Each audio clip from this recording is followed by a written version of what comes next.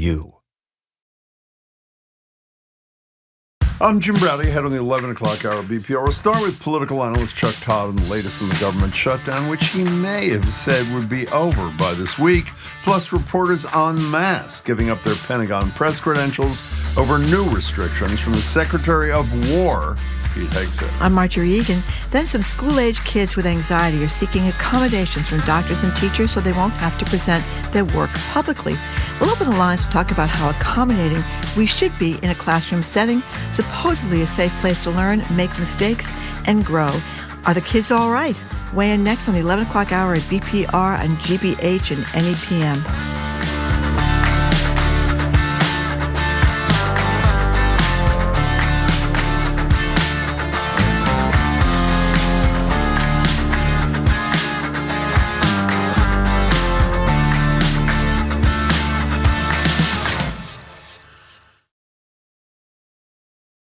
Live from NPR News in Washington, I'm Corva Coleman. The Senate will take another vote today on a spending bill that could end the federal government shutdown. But Democrats and Republicans remain far apart, and the vote is expected to fail. President Trump's budget director says some 10,000 federal workers are going to be laid off during the shutdown, but a federal judge has imposed a temporary block to the layoffs in response to a lawsuit. The shutdown has affected tours at the Oklahoma City bombing memorial. This explains what happened in the 1995 domestic terrorism attack. From member station KOSU, Abigail Sikowski reports volunteers are stepping in. Tours are usually led by National Park Service rangers, who are now furloughed. But family members and even survivors have stepped in as temporary guides. Susan Winchester lost her sister, Margaret Clark, in the bombing. That's why she wanted to make sure the tours continue during the shutdown. It's a story that we really want to put in front of everyone each and every day. So as a volunteer, I'm more than happy to be here and be outside on a beautiful sunny Oklahoma day giving a tour. Winchester says one of the lessons of the memorial is that political violence is never the answer. She wants to make sure visitors who come here during the shutdown still get that message.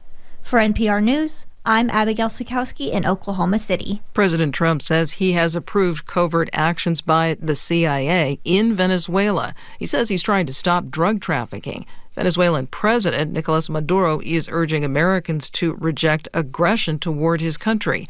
Former Deputy Ambassador to the UN, Ned Price, is also a former CIA analyst. Covert action can be anything from propaganda to sabotage to lethal operations to, at extremis, even the overthrow of a government. And that takes us to a second question. To what end? Are they primarily going after criminals, narco-traffickers, or is this more about targeting the Maduro regime and going after regime change itself? He spoke to NPR's Morning Edition. A federal grand jury in Los Angeles has indicted the suspect accused of igniting the huge Palisades fire last January. It was one of two deadly Los Angeles area fires. Steve Futterman reports. The indictment accuses Jonathan Rinderknecht of 3 arson-related charges: destruction of property by means of fire, arson involving property used in interstate commerce, and timber set afire. Prosecutors say the 29-year-old defendant, who was working as an Uber driver, intentionally set a different fire just past midnight on January 1st. Fire crews put out the flames, but the fire continued to smolder underground. A week later, it came to life again. The Palisades fire destroyed 6,800 structures and killed 12 people. For NPR News, I'm Steve Futterman in Los Angeles. On Wall Street, the Dow is up nearly 76 points. The Nasdaq is up 164 points. This is NPR. Okay, so it's day 2 of the fall pledge drive here at GBH. And what do you call the thing? The enticement? The thank you gift is what I think other people call it. To persuade people. It's actually pretty terrific. It is for $12.50 a month or $150 all at once. It's and this is important, the new Eton Odyssey emergency radio. It's not the Eton emergency crank radio anymore. No, we used to call it the Eton crank emergency radio. Whatever we called it. But the beautiful thing is you crank it with power, and so if the power goes down, you have this battery you can charge by cranking it.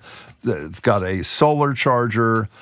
If your phone dies, you can plug it in. It's great all around kind of thing, and it's new and whatever. $12.50 a month or $150 all at once. And as I say every day, if you're not into that or you can't afford the $12.50, city and you really don't care about the radio, give what you can because people like me and Marjorie, our wonderful team, the teams and on-air hosts of all of our colleagues here are dependent upon it. And you know the end of the sentence even more than ever because of Trump's decision to take away all the funding for the Corporation for Public Broadcasting. The number is 888-897-9424, gbhnews.org. You know, we're very grateful to people that listen to our show from 11 to 2, but obviously there's shows on all week long. Jared, Culture Show is after us. We have great shows on the weekend. Callie's got her show on Sunday night on the media, which is a great... World is great. Are we stopping now? No, we have 25 seconds. Okay. Yeah, okay. Sort of not in the stopping background. Yet. That's the way it works in radio. You okay, talk, I was confused. The music's playing. As we know, I'm often hands confused. Down, yes. Anyway, the bottom line is... It costs a lot of money to put this operation on, so give what you can. Our number is 888-897. Because there wasn't enough money. Margie couldn't go to the training to understand that the music is just in the back. What's the number again? I'm sorry. 888-897-9424, gbhnews.org.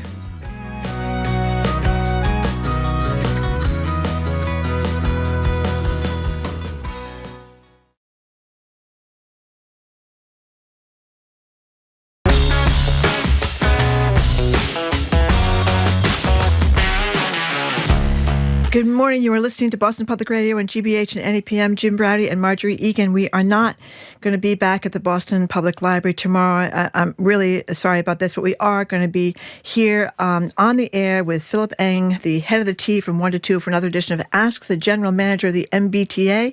We are, as usual, streaming at youtube.com/GBH News. And the Mayor of Boston, Michelle Wu, will join us a week from Tuesday from noon to 1 for another edition of Ask the Mayor. We certainly hope we are at the Boston Public Library by then. Indeed, and Hello. It's at 1 o'clock today. Brilliant Brookline-born comedian Alex Edelman he's a riot. is going to join us ahead of a show at the Wilbur. And obviously he's on the new, they don't like saying the new version of The Office, but it is. No matter what they say, it's called The Paper. He's fabulous. Here now via Zoom is political analyst Chuck Todd. Chuck's former moderator of NBC's Meet the Press and host of the show Sunday Night with Chuck Todd on the platform Newsphere, N-O-O-Sphere. He also hosts the Chuck Toddcast. You can find that at thechucktoddcast.com. or youtube.com/@thechucktoddcast. Good morning, Chuck Todd. Good morning. I don't know if I want to crank radio. I prefer, you guys need to be giving away these bad boys. Boy, that's You a know? very sore subject here, my friend. Oh. Yep. You have the last round of Jim Really? and Marjorie Smug Mugs. That's it. That's what we call them. So I put them on eBay? I would if I were you, Yeah. like fast. Yeah. The It's going to be a little smug- valuable. Do you know why we call them the smug mugs, Okay, Chuck? Can you Marjorie, guess why we call them the everybody smug mugs? Okay. So the- Oh, I can guess. Yes. Well, that is the reason. is yeah, the they're very answer. popular with our listeners.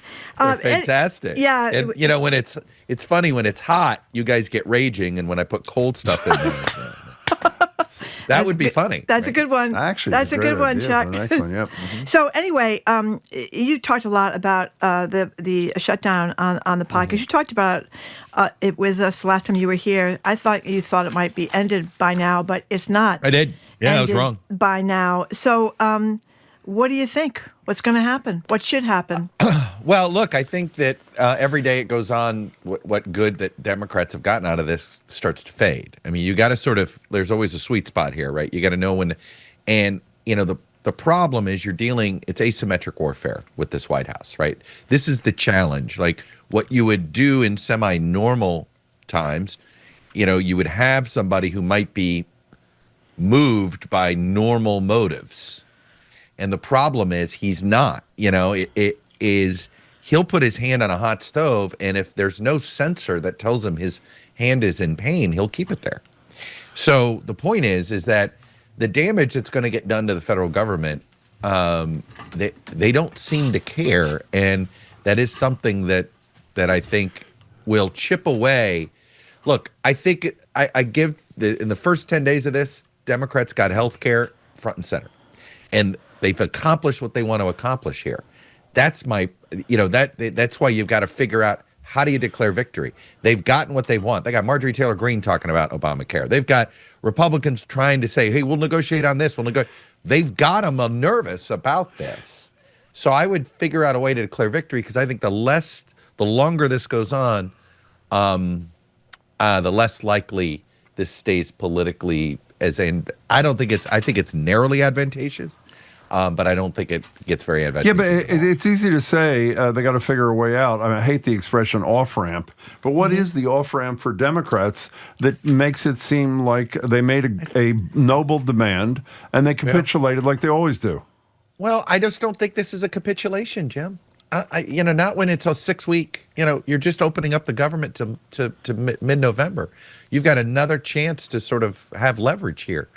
This is why I've tactically wondered if they picked the wrong window to do this. Why do you say, meaning what? Because had they just accepted the initial punting that Republicans wanted to do, clean continuing resolution, and we'll negotiate again in November. Imagine this scenario. November 1 hits, those fee notices go out. That is the news. Then the government funding thing strikes, and Democrats even have more leverage. Well, because, anyway. And to finish your thought, for those who missed it, the extension the Republicans want would only have gone into late November. Correct. So the timing would, well, I mostly disagree with you. I have to temper my disagreement with this. I watched on CNN last night a town hall with Sanders and Ocasio-Cortez, who generally, in my opinion, are best at explaining the Democratic message. Two of the first questioners said, I'm a federal employee, something like, I can't pay my rent, I can't eat. Neither of them answered the damn question. They didn't even do something like, well, we're going to file legislation that's going to preclude evictions or nothing. And that got me nervous that even though I do think they picked the right issue, their ability to carry through on this is really pretty limited. Well, look, I agree that it's the right issue, and like I said, I'm picking some nits here, but I do think tactically they would have been better off having this fight next month. So but to me, and explain why I'm wrong. I'm thinking if they declare victory now, the bills go out November, or the people get the bills November 1st. They see that their premiums have gone up. It seems to me it looks like they gave in, too. I don't get how it doesn't look like they gave in, right, without any kind of compromise on health care, because you do have Marjorie Taylor Greene, but I don't think are any of the other Republicans saying we're gonna give them something on health care? Quite a few want to do something on this. And the point is, if they don't, then they have leverage again. Okay. And they have the ultimate leverage. Look, there's always been a weird, the Machiavellian in me says, why are Democrats trying to help Republicans out of their box on Obamacare? Well, right? Why don't you want this issue right for November? Be careful. What if you take healthcare off the table for the midterms and you come up with this, a nice big compromise that everybody signs off on? So there is some odd, like I said, just totally playing Machiavelli here. There's some risk that they end up helping Republicans out of a jam. That actually I had never thought of, and I think it's a fabulous point. I think the reason they chose this was because they had to show that they knew how to fight. And that's why I think the exit that you're describing is what they should find is almost impossible for them. And not to mention the fact, I think the leaders, Chuck, would be criticized by the rank and file, the Sanders, Ocasio-Cortez outspoken wing of the party if they fold yet again. I guess you may not look. You may be right, and that's the problem with why I think they made a tactical mistake, because I agree now that they're sort of in this no man's land, and I think they risk alienating frustrated federal workers. One last thing about this. I've been complaining a lot about the messengers because I don't think Hakeem Jeffries or Chuck Schumer, that I see a lot on television giving interviews, are effective at all. I like Jim, was a little disappointed last night in AOC and Bernie Sanders. So who is there? You watch this much more closely. Is there some person besides Mondami, who seems to be electrifying people all over New York City, that can come out and talk about the Democrats' problems? This is the problem, right, that the party has. The Washington leadership stinks, right? Yeah. It just does. I mean, we know it does. The most interesting Democrats are all governors, right? Whether it's Josh Shapiro, Andy Beshear, Pritzker, Newsom. I mean, I'm not going to sit here and say they're all my cup of tea, but they're more interesting, right? And they're more forceful. They're certainly a bit more nimble.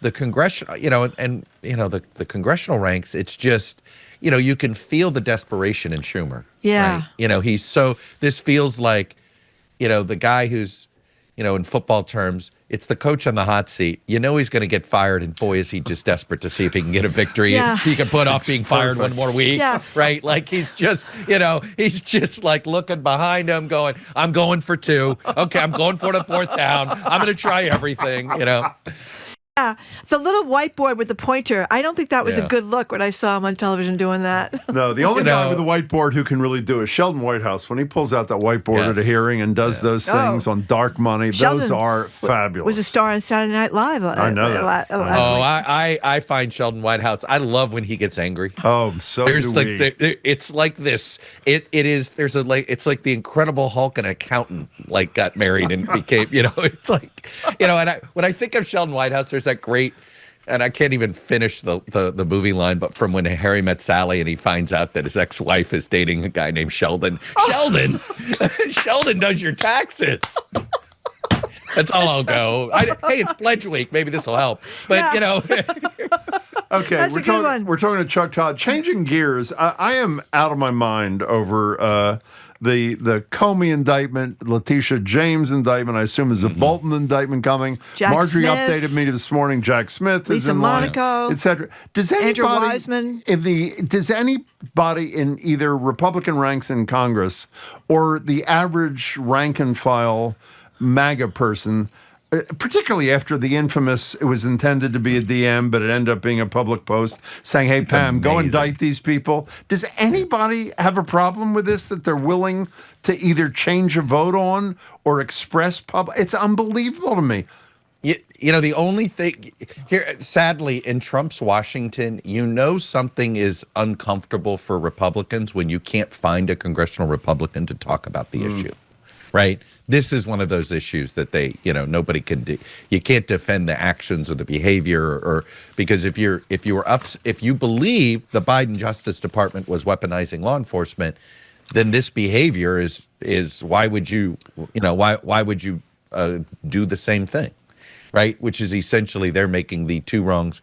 Again, accepting the premise that they believe this is what happened, then what they're doing is trying to do the whole two wrongs make a right mindset here. But all of these cases, I mean, I in some ways, I feel for the individuals because they're going to have to pay legal fees. They're going to win all of them, right? The government is going to lose all of these, but of course, Trump doesn't care whether they win or lose. He just wants them harassed. But you blew past the really important point there that you mentioned. This is potentially hundreds of thousands of dollars in legal fees, a year or 2 or 3 years of essentially taking a leave from your life to deal with this, even if all the experts say it's not going to go anywhere. What I'd like to see is some of these people sue him in civil court for defamation and for harassment. Oh. I think this is what I would be doing. I mean, I would be countersuing left and right if he were suing me. If I were Stephanopoulos, I'd file a suit against Donald Trump for the character assassination and defamation in civil court. That he's been defaming him and that he's been doing, because again, if Stephanopoulos, if Disney was paying, accepting the premise that this was then what Trump has done is even worse than what supposedly Disney paid Trump off to get them off their back. Chuck Todd, we talked a lot in the election about the the manosphere, the Joe Rogan crowd. Rogan, as you know, is been critical a lot of Trump's tactics on immigration. Talked about no one who is kind or had a heart would think these tactics were okay. That's on one end. Meanwhile, we have this story from the Globe, our local paper here, talking about this Charlie Kirk movement is growing exponentially. Posthumously, he's gained the Turning Point USA has gained millions of social media followers. Donations are flying in. All these inquiries about how to get involved. New Bedford, which is historically a big blue-collar city around here, had a meeting, and there were thousands of people that showed up. And Harvard Center for American Political Studies talked about Kirk as the highest net favorability rating among voters among any politician figure tested, including Trump, Biden, Zelensky, Mondani in New York. So is this just because he just was so brutally murdered, or is this a new thing? I think it's, I mean, it's one of those that you'll know in 6 months, but this feels more of just sort of empathetic martyrdom. Yeah. Right. And I'm not going to be dismissive of it. I think the fact of the matter is the effort that Kirk and Turning Point have been making on college campuses over the last 4 years has worked. Right. It has been, in the same way Obama organized college campuses quite well in 2008 and 2012, and Republicans just sort of sat on their hands. And now it feels like the other way around, because what are the Democrats doing? Are they going to let, Charlie Kirk and Turning Point continue to out-organize them on college campuses, right? But I can tell you their presence, especially around the South, I mean, both the schools that my kids go to, there's Turning Point events, and there's other events too, but I haven't heard of too many on that's more directly political on the left. There's sort of more liberal causes that have organizing things on these campuses, but I haven't seen that. And look, this young male issue, I'll tell you where, what people don't appreciate here is it's COVID, right? And if you think about it, these young men, and younger folks in general, the first time they interacted with government was COVID, and it's a negative feeling. That's going to be that's with this age group for a while. This isn't something that's going to just easily come back to them. You mean the schools being closed and forcing vaccines? Yep. Yeah. No, it's not the vaccines. It's the forcing schools to be closed and not seeing your friends, right? Like that's think about it, right? The first time government touches you, right, is an interesting thing in life. Yeah. And for many people under the age of 24, 25, the first time they experienced touching government took them away from their friends. Yeah. Yeah, very true. I think it leaves a mark. We're talking to Chuck Todd. Chuck, several months ago, I can't remember when it was, we talked to you a day or two after the Associated Press was kicked out of the press pool or whatever by the White House. And I mentioned a story to you about when Obama tried to dump Fox News from something, and I start describing it, and you mentioned you were right in the center of it at NBC News, when essentially you and your colleagues said, if they go, we all go. And finally, and I am enraged that there's not more solidarity among reporters in the face of incredible mistreatment from Trump and all of his minions who try to be mini-Trumps. At the Pentagon, in response to the Secretary of War, Pete Hegseth's new rules, there was essentially a mass walkout, I think with one exception, yesterday at 4 o'clock. So I have two things. One, what'd you think of that?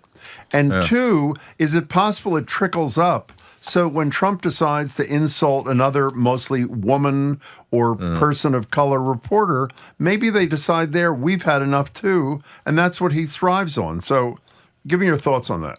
Well, look, I mean, because it's only OAN, I think, that signed that, not Newsmax, not Fox. Yep, it's amazing. They all stood with the rest of the media on this because it was egregious. It was a direct. I mean, you were going to criminalize reporting, and you were going to criminalize your sources. So it just goes against every norm there is when it comes to reporting, let alone. I do think this is. I'm curious to see how the lawsuit goes, because I think this is a violation of the First Amendment, and we'll find out, right? Remember, the First Amendment is about free speech is a private entity can curb speech, right? Can punish you based on speech. The government cannot. Yeah. So this is why this lawsuit by the Pentagon Press Association could be interesting. You're listening to BPR. Time for a pledge break, but. Okay, as we've said before, this is a tough year for NPR and all public radio and public TV because the administration has cut off our funding. So it's more crucial than ever that if you are liking what you hear here, liking what you see on TV, it would be a time, if you've been procrastinating, to maybe support what you hear or listen to. We have another great gift. It's a little bit different this time. $12.50 a month. We can say thanks with the new Jim, Eton Odyssey Emergency Radio. Not the regular Eton Crank Radio, but the Eton Odyssey Radio. And I tell you, the new Eton is Bluetooth enabled, compact, gets AM, FM radio, plus the National Weather Service channels. And the big deal about this radio is if all your power goes out and things are not working at home, this is a deal. It can charge everything, rechargeable battery, solar, hand crank power generator. You do not need any kind of power to get access to your weather and news updates. The number is 888-897-9424, gbhnews.org. By the way, let's be clear. When Marjorie said if things aren't working at home, she doesn't mean in your personal life. I do not. Now, if they're not Well, working out, we feel bad about that too, maybe obviously. you can take out the crank radio, work out some of your frustrations, Jim, Now, if the you're good news upset with your is, spouse or something. Since I gave Marjorie an Eton emergency crank radio a couple of Christmases I've got ago. them now, yep. And it turns out she had been given one by both of her all three of your children. And but this is a new one. Look at the collection. By the way, the best part of this thing to me is it can charge your phone if the power goes down, That's which a big is great. deal. A lot of other great Big things. deal. Now, a lot of you have already given. And we just want to thank you. And again, this is the one time, well, it's every pledge we read complimentary things. Just a few. Marjorie and Jim are my most favorite program. I look forward to hearing from them every day. It's Heather in Saunderstown, wherever that is. And this is a great one. I missed this one. Marjorie pointed this out to me. This is the best. Stephen from Brighton says, I just need to hear a sane voice every once in a while. That's a good we're one. among those. That's a good one. Mark in Taunton says, I listen all the time. I love what you do and what you stand for. Tanya from East Walpole, I've been a long-time listener. Appreciate what you do. My mom got me to listen, and I love Wait, Don't Tell Me. Plus, Marjorie and Jim are wonderful. Jamie just wrote us a note saying Saunderstown is in Rhode Island, apparently. Yes, it is so in Rhode Island. Apparently it is. And by the way, all these, through the years, we used to say we get a very small percentage of our funding, but an important percentage from the federal government. We're dependent on you. Well, as Marjorie said, we don't get any percentage of our funding from the federal government anymore. So we are even more dependent on you than we were in the past. Not just for this show, by the way. We have fabulous coworkers.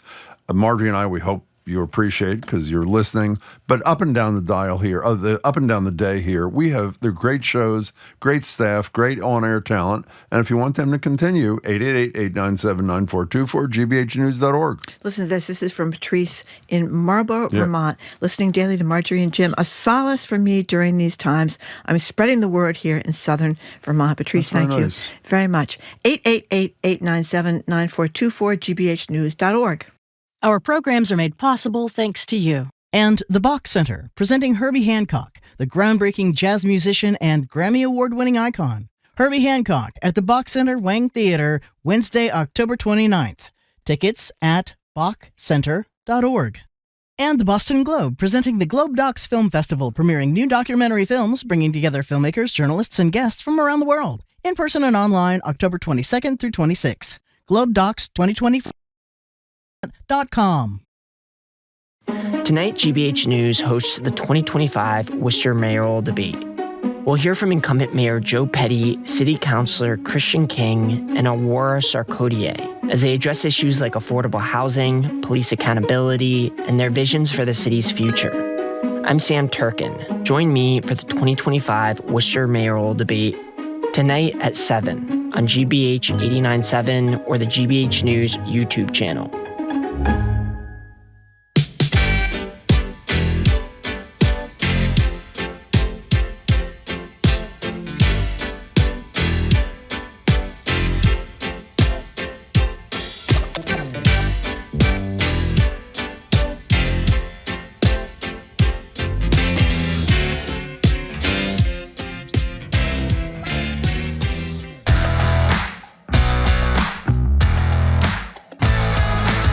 Welcome back to BPR and GBH and NEPM. Marjorie Egan, Jim Browdy. We're streaming at youtube.com/GBH News. We're not at the library tomorrow. Apologies. We will be on air, obviously, live. 1 to 2 tomorrow, we have Ask the General Manager of the MBTA. Phil Eng will join us in the studio. A week from Tuesday, the mayor will join us, we hope, back at the library for Ask the Mayor. And as I said, we're Alex Edelman, who's this brilliant storyteller, comic from Brookline, but is now huge around the world, actually. He's going to join us at 1 o'clock to talk about his show at the Wilbur this weekend. There's a story in this week's Globe that makes the case that the anxious kids in our lives could benefit from a little tough love. I know what you're thinking, and no, this wasn't written by some right-wing blowhard, but two Harvard psychologists. They cite this 2022 study in the Journal of Anxiety Disorders that found the average anxious student, this is amazing, gets 20 school-based supports, things like extra time for tests, separate rooms to work in, lighter workloads, permission to skip out on oral presentations. Let me make clear, by the way, we're not talking about kids with disabilities. Obviously, it's a whole different kettle of fish, so don't get upset about that. The argument of these two psychologists goes that if our anxious kids don't get the chance to work through the discomfort, that anxiety is going to follow them out of the classroom into adulthood, their everyday lives, their work and everything. They say that rather than what they call an avoidance-based approach, there should be an exposure-based approach. And we want to know if you agree. We want to know if you're of the helicopter school of parenting that is doing some of this avoidance-based kind of thing, and whether or not you think that maybe a little more exposure, a little more free-range kiddom for your children would put them in better shape going forward. The number is 877-301-8970. They talk about the fact a kid is anxious about a presentation in class, and let them fail or let them give it a go. What's the worst thing that happens to the kid if it isn't a successful endeavor? And I have to say, I sort of subscribe to their notion. Well, they talk about how when students do try to do what they want to avoid, and even if it doesn't go well, they learn that not having it gone well is survivable. You'll get through it. And they also say that anxiety diminishes with practice. So if you keep facing your fears, then the gold standard treatment is to little by little face those fears, and then eventually you won't face your fears. May I tell a great anecdote from my childhood? Of course you can. My mother was a piano teacher, and every June she'd have like 40 kids, little kids from like 6 years old to like 18 years old would have to get up and perform in front of several hundred people with no music, which is nerve-wracking because you don't have the music. And she always said, you know what? If you forget, you freeze, you fall. Just play a few scales, play a few arpeggios. No one is going to know whether that's right or that's wrong. Great. And you just stand and you bow and everybody applauds and you go take your seat. And it was such an important thing in my life, I know, because I used to be one of the kids that did it, because you do learn that you can get up there and screw it up in front of all these people, and life goes on, and half the time they don't even know you screwed it up. I thought that was, to my late mother, a great lesson. Did you raise your kids in the exposure school or the avoidance school? I don't recall there getting an option like this of. You write them a note to get them out of something you didn't do, that kind of thing. No. I don't think we did either. No, but I mean, they do talk, as you said, about kids who have real disabilities. Oh, well, they have that's not what we're talking dyslexia about. Or something. They need more time in a test or something like that. That's not what they're talking about. They're talking about the kids saying, I got to do an oral report, and I'm too scared to do it. And the teachers and the schools and the doctors saying, that's okay. You're listening to BPR. Time for a pledge break. 888-897-9424, gbhnews.org. That's the phone number, and that's the website where you can give very securely and privately, not worry about that. Anyway, we've been here for a long time, and this year is really the crucial year for raising some money for what we do here, because the federal government, I guess they don't like us, Jim. I think that's fair to say. They don't like us. They took away our funding. So Trump, I mean, it's hard for him, but he doesn't. The free press is not something the free press he embraces in any fashion, he does not, we're at the top of his that's right. hate list, that's apparently. Right. So anyway, we hope if you like what you hear here and you like what you see on television, you can, especially if you've been procrastinating all these years, this would be a time that you could step up to the plate. We appreciate any amount of money. We also have these enticements, as I like to say, every time we do a pledge drive. And for $12.50 a month today, we have the new and improved Eton Crank Radio. We no longer call it the Eton Crank Radio. It is now the Eton Odyssey Emergency Radio. It kind of gives it a spacey sort of thing, that it's out. What does it do? What for those who are new to the show? As you have said, the most important thing is it charges your phone when you don't have any power in your house, which is a big deal. It has a rechargeable battery and a hand crank power generator. So you just if your crank power's it down, up, and it works if you have no power. That's if it's bad weather and you need to get information, from the weather, that sort of thing. Exactly. So that's the deal. Can you tell us, please? You just said new and improved. Explain how it's new and improved, please, if you will. Well, I don't know. I just know it says it's Trusted new and improved. sources tell us. Trusted sources say it's new and improved. And it's got a new name, as I said, the Odyssey. Yeah. I think that makes it kind of otherworldly, Jim. It does. Anyway, 888-897-9424, gbhnews.org is the number and the website. Here's Marilyn from Salem. Jim and Marjorie are part of my day and a part of my life. I love that. And by the way, you guys we feel the same about you. You are a part of our lives, and it helps keep us going as much as we hope we help keep you going. Janet in Groton, did you mention this one? No. A trusted source of news, and the day would not be complete without Jim and Marjorie. By the way, we make that really is incredibly kind when people make those kind of comments. And if you want to follow in the lead of people like Janet from Groton or Marilyn from Salem, who've already given, you just dial 888-897-9424, gbhnews.org. If you have and want the emergency, whatever it's called, the new Eton Odyssey Emergency Radio, $12.50 a month, or I assume $150, all at once. And if you can't afford that or not into the radio, then give whatever you can to support the work that our colleagues do here at the station. We also have a lot of great shows on the weekend. One of my absolute favorites is On the Media. Yeah, it's great. And Mary from Worcester listens to that show too. It's a great show about what is going on in terms of trying to shut down the free press. And it's really, and as Julie from Newport says, we need a free press. Yes, we do. And On the Media kind of documents the shrinking of the free press in the United States of America. So here's the number and website one more time, 888-897-9424 or gbhnews.org. Vaccine exemptions are at an all-time high in Massachusetts schools. At the same time, cases of measles and whooping cough are spreading across the country. In our series, Unraveling Immunity, we explore what's going on with our vaccines, from religious exemptions to hesitancy, and how it affects your family. Unraveling Immunity, this week on GBH 89.7 and online at gbhnews.org.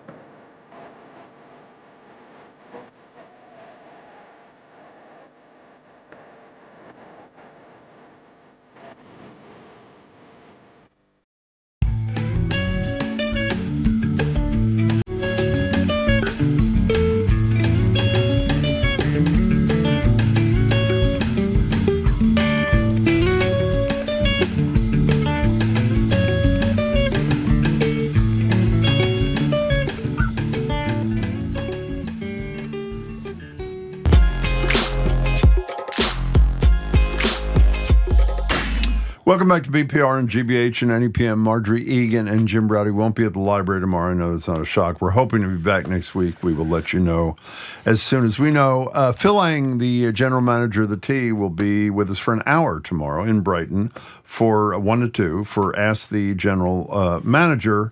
So we know that holds a lot of interest for a lot of you. So if you have a question or a comment, tomorrow's the time. If you're just tuning in, we're getting your thoughts on an anxious generation of kids.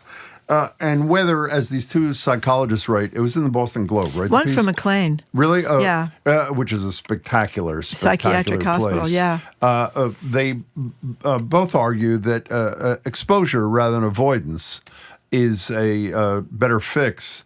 And obviously, parents determine which approach one takes, and we want to know what your thoughts are. 877-301-8970 is our number. What? I have to read a text. Okay, good. Marjorie's mother was a genius. That is called building resilience, and my mom was an expert helping me with that, too. I miss her much that day. How about that one? That's a nice one. My mother was a little softer, I think, than yours. No, I don't mean that soft. I mean, she was a little more accommodating to my whims than your mother was. Well, she made you all those huge sandwiches every night. Well, that wasn't all she did, actually. She was she's a wonderful woman. Okay. Too accommodating. What do you mean, okay? Well, she should have gotten together with my mother. They could have come to a Maybe meeting they of the could have come minds. right in the middle, yeah. Here's Joel in Connecticut. Jim, I teach computer science. Students have extra time on tests, the right not to meet any deadlines, designated hitter for public presentations, and the right to leave the room at any time. Of course, you can't tell anybody about this, and often the student ends up taking a different course. So that's the teacher complaining about it's too much. Let's go to Jean in Northborough. You're on BPR. Welcome to the show. Hi, Jean. Hi, can you hear me? Perfectly. Great. Hi, I am a mother of two daughters, and they unfortunately inherited my chromosome for anxiety in that we have a very hard time, all three of us, with public speaking. And this took me until I was about 40 years old. I think with hormonal change, I finally said I don't care anymore, and it went away. But for my daughters, it really limits, what they can do and what they can do comfortably. So I would say in terms of schooling, for me and for them, exposure wasn't helpful. Exposure actually felt damaging to our ability to get over it and to be able to do it fluidly. My daughter, one of my daughters is brilliant, but she cannot publicly speak, and she is, through college now and still can't do it. And she has absolute fluidity of thought. So I'm just saying this, especially for people on the spectrum and for girls on the spectrum, it often is not diagnosed. They present very differently. And exposure therapy for my second grader what they were doing in the public school was so harsh on her that I had to pull her out and put her into private, easier school in third grade. And that worked for her because she wasn't being told what she needed to do to get over her stuff. So sorry to go on a bit, but thank you. No, but I guess, Jean, the question is that the outcome you want? Not being able to stand up in front of anybody till you're in menopause in your 40s or something. The argument here is that it's just like the peanut allergies. If it's a little tiny bit by little tiny bit, it's not like making some kid get up and give a 3-minute presentation, but their argument is that you want to do it little by little so that you can overcome these anxieties and not have to live with them for the rest of your life. But for certain kids, I think what you're saying, Jean, is a different path needs to be chosen. You can't just, do the toe in the lake kind of thing. And we have to respect what the child reports they can and cannot handle, because I swear if I hadn't moved my girl's school in third grade, I'm not sure she would have made it till 8th grade. I'm not, obviously, I'm not, nor would I ever question your judgment about this thing. I think you're in the minority, meaning your situation is not the average situation that these two psychologists are describing. So I respect yours, and I totally respect theirs for the vast majority of kids. Jean, thanks for sharing your story. We appreciate it. Parents are too, for the average kid, would you not agree? Parents are far too accommodating of the whim of the day, and it creates a but you don't prepare your kid for life. Well, I think real life is full of difficulties. Failures and disappointments. Yeah, and it's like the old thing about giving every kid a trophy. Okay, maybe you give every kindergarten kid a trophy. Do you give every kid in 4th grade a trophy? Probably not a good idea, or certainly 7th grade. I think there's a philosophies of parenting have changed, and this is arguing that they've changed to the point that they're creating more anxiety than taking it away. You're talking to the kid for whom Most Improved Camper was created, so that every single kid in the camp got something. Okay, you're an example. Yeah. You had this soft parenting thing, but somewhere you must have turned. In a moment of seriousness, this camp thing I mentioned to you, which I usually joke about, that first year at that camp, I was like one of the only kids, a handful of kids, who didn't win some award until they got to this Most Improved Camper, which was, you could see them sitting there saying, this kid is really pathetic. And so what do? We don't want to totally break his spirit, so let's do something. And I frankly felt a little better for it. So I know that runs counter to this. Jim, that you clearly have recovered. Well, I guess some would say that, and many would say I haven't. Yeah, I don't think you're anxious about public speaking. No, I'm not anxious. But there are other things that I might be anxious about, Margaret. Okay. Let's leave it at that. Okay. Jim is in Minnesota. Welcome to the show, Jim. Hi. Hi, thank you, Marjorie and Jim. I'm a long-time listener and a second-time caller. We're thrilled to have you. Thank you for all. Thank you. And I'm happy to be talking about this. I run a internship program for 11th and 12th graders who want to become doctors and nurses. Oh, wow. At a level 1 trauma center here in Minneapolis. And I got to tell you, I've seen a spectrum of parents from helicopters to I don't even know how to fly. And we're preparing young people to take on fairly tough jobs in this environment, which is nurses, doctors, physician assistants, dentists. And I've had parents who write the applications. I've had parents who want to sit in a room during the Zoom call interview. I've had parents who, answer all the emails during the pre-hire process. Oh, my God. What are they doing? What are they doing? These young people want to be doctors and nurses, and these are not, these are challenging jobs where they're going to have to deal with the public. They're going to have to make decisions. And granted, they're only 17 and 18-year-olds, but this can be really over the top. And so I think my generation, I'm in my late 60s, I think my generation raised a lot of helicopter parents, and I don't know how we did it wrong. Jim, that was a fabulous call. That was really fabulous. We're glad to talk to you again. We hope a third call comes soon. Thank you very much. 877-301-8970. A little bit of breaking news, unrelated to our topic, but related to our guest tomorrow afternoon, Phil Eng, who until a few minutes ago was only the general manager of the T, has been named as interim transportation secretary by Governor Healy. Monica Tibbetts Nutt has made the decision to step down as secretary of DOT and CEO of MassDOT effective today, et cetera, et cetera. So I'm assuming from that he will continue as the head of the T. And so I guess tomorrow is ask the GM and ask the interim secretary of transportation. That's pretty incredible. Listen to this text. Yeah. My twin daughter had severe social anxiety. It was extremely expensive, but we did CBT, that's that cognitive behavioral therapy, through the Baker Center. They have a sliding scale for families who cannot pay. But people need to understand that it takes a ton of time, baby steps for exposure therapy to work. You have to know what you're doing. You have to celebrate the wins, no matter how small. That's from Kate and Newton. That's why I mentioned that this woman is from McLean Hospital, because when you think of the gold standard of mental health treatment, I think McLean Hospital is a wonderful place, and so I put a lot of stock in what this person there. By the way, we should also mention who wrote a great book about McLean.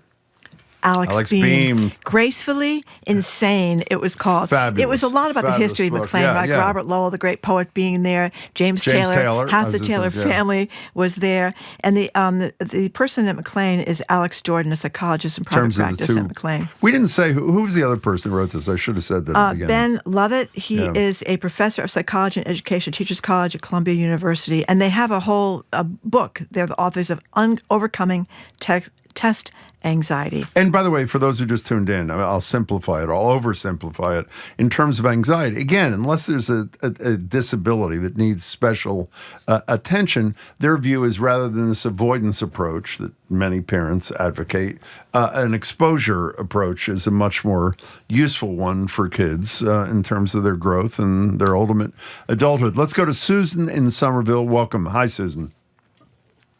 Hi, can you hear me? We can. I agree with exposure building resiliency.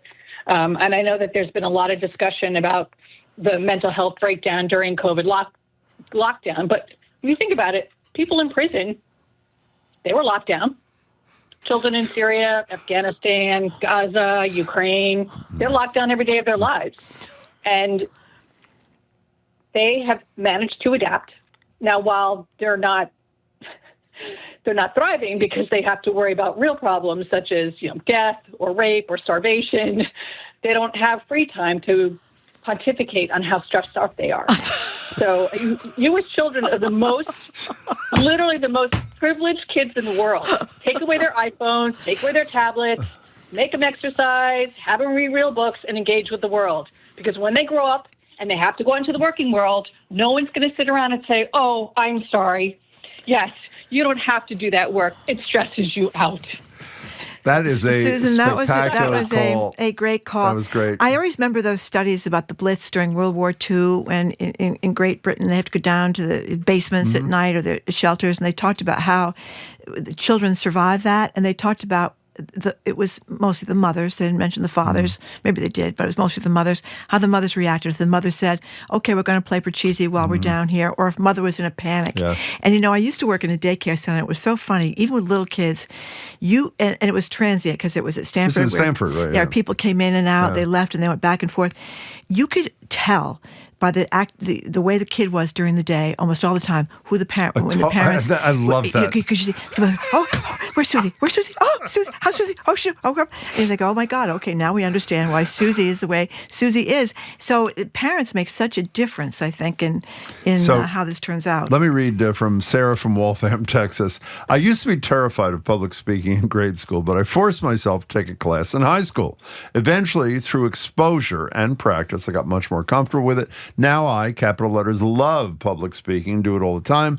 Gives me a thrill and a real adrenaline boost. The reason I'm laughing is because the last line is, however, I'm still too scared to call in a BPR and have Jim yell at me, though. So, Sarah, I'll make you a promise. If you call in later in the show or tomorrow and you remind people who you are, who answer the phones, I will not yell at you, no matter what you do. The key is exposure, Jim. Exactly. You get used to it. You know what I mean? It yells at you once, you can take it a second time. Here's another one. I do work with children with social emotional challenges. It's true that practice is the answer. One of the assignments for our 8th graders is to make a graduation speech to parents and schoolmates on the last day of school.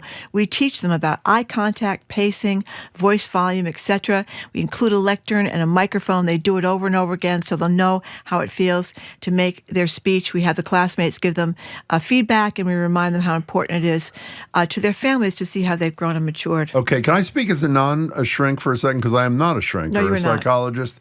Would you not agree the single most important thing you learn in school, twofold, reading and how to communicate, whether it's writing or whatever, public speaking being part of that? Is that not fair? I never learned public speaking in school. You didn't? No, I did learn reading. Well, I don't mean public speaking, public speaking. You never had to speak in front of a class, and it was never critiqued by your teacher or your fellow students? That's true. My made-up science project with Susan Pepper in high school, we did speak in front of Well, you didn't class. do anything, and she did all the work. I stood there with a pointer. But that is... Susan not says, as bad as when I won the science award, as we've discussed before, for a cat. Well, I can't. Just one of the great humiliations of anybody's life. David in Rhode Island, welcome to the show. Thank you for calling. Hi. Oh, hey, Jim and Marjorie. Thanks for taking my call.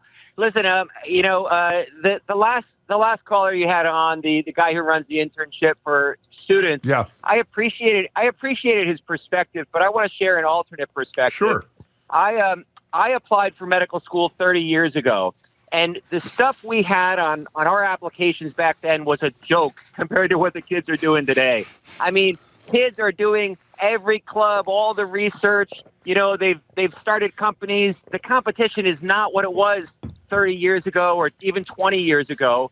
They talk about grade inflation. How about resume inflation? I mean, it's gotten insane. So, I try not to hover over my kid as she's going through this process, but her eyes are wide looking at the competition. It's just nuts. So I think the guy who runs the internship probably should just maybe acknowledge that it's not the same landscape it was for losers like me. Like I got into medical school with a resume that wouldn't have gotten me a second look today. So I feel lucky for that, but the kids today, they've got a real challenge. All your patients are on the line now, doctor, so stick around. You might want to hear what they have to say. David, thanks for the call. We really appreciate it. Thanks. Anonymous texter. Okay, you go ahead. My daughter actually completed the exposure therapy program at McLean Hospital about 4 years ago. It was a total turning point in her anxiety struggle.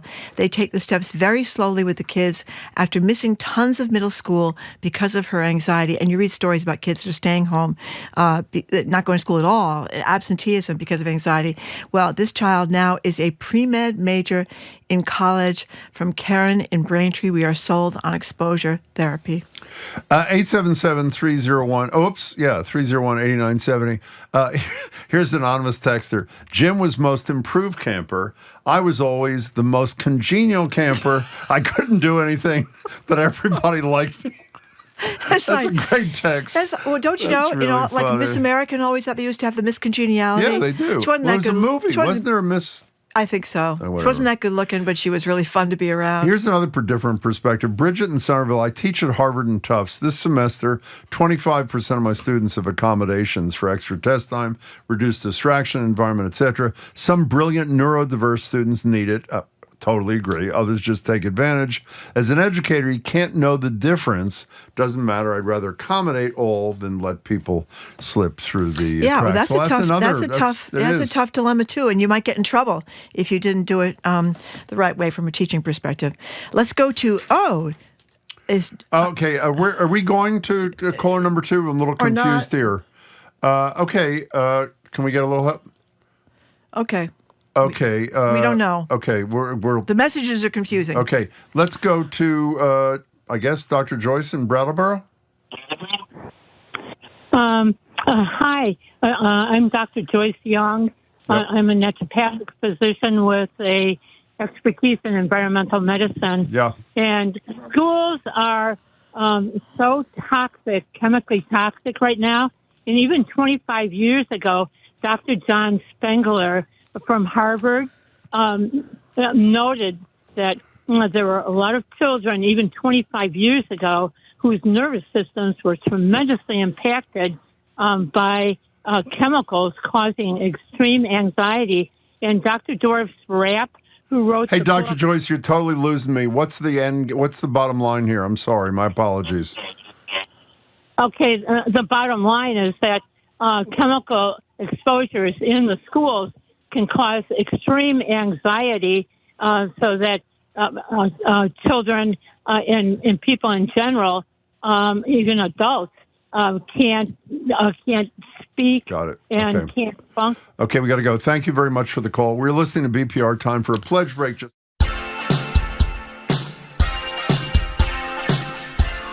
Boston Public Radio today was made possible by our listener contributors and local businesses. That support is the only way to keep Boston Public Radio on the radio. So please do your part by giving during our fall membership drive online at gbhnews.org or by calling 888-897-9424. I'm Maeve Buckley, and I'm joined by Melissa Jones. As you know, Congress eliminated federal funding for all public media stations, including GBH. GBH is free to everyone, regardless of their ability to pay. Moving forward, the only way for us to survive these funding cuts is with financial support from the community, local businesses, and, well, listeners like you. If you're able to give, please do so now. Your financial support is essential on the road ahead for us. gbhnews.org or 888-897-9424. And the goal right now is to receive just 10 contributions in the next 4 minutes. We need the financial support of everyone who relies on GBH to keep this valuable source for news and information on the air and available to all. Every dollar makes a huge difference. Again, just 10 people to hear from, just about 3 minutes now. 9424 or give online at gbhnews.org. And when you support GBH right now by giving $12.50 a month, boy, do we have a thank you gift for you. It's an Eton radio. It's not just an Eton radio. This is the Eton radio that you don't have. It's new. It's Bluetooth enabled. It's compact. It's still getting the AM, FM, plus the National Weather Service channels. It's got 5 sources of power, including a rechargeable battery, solar, hand crank.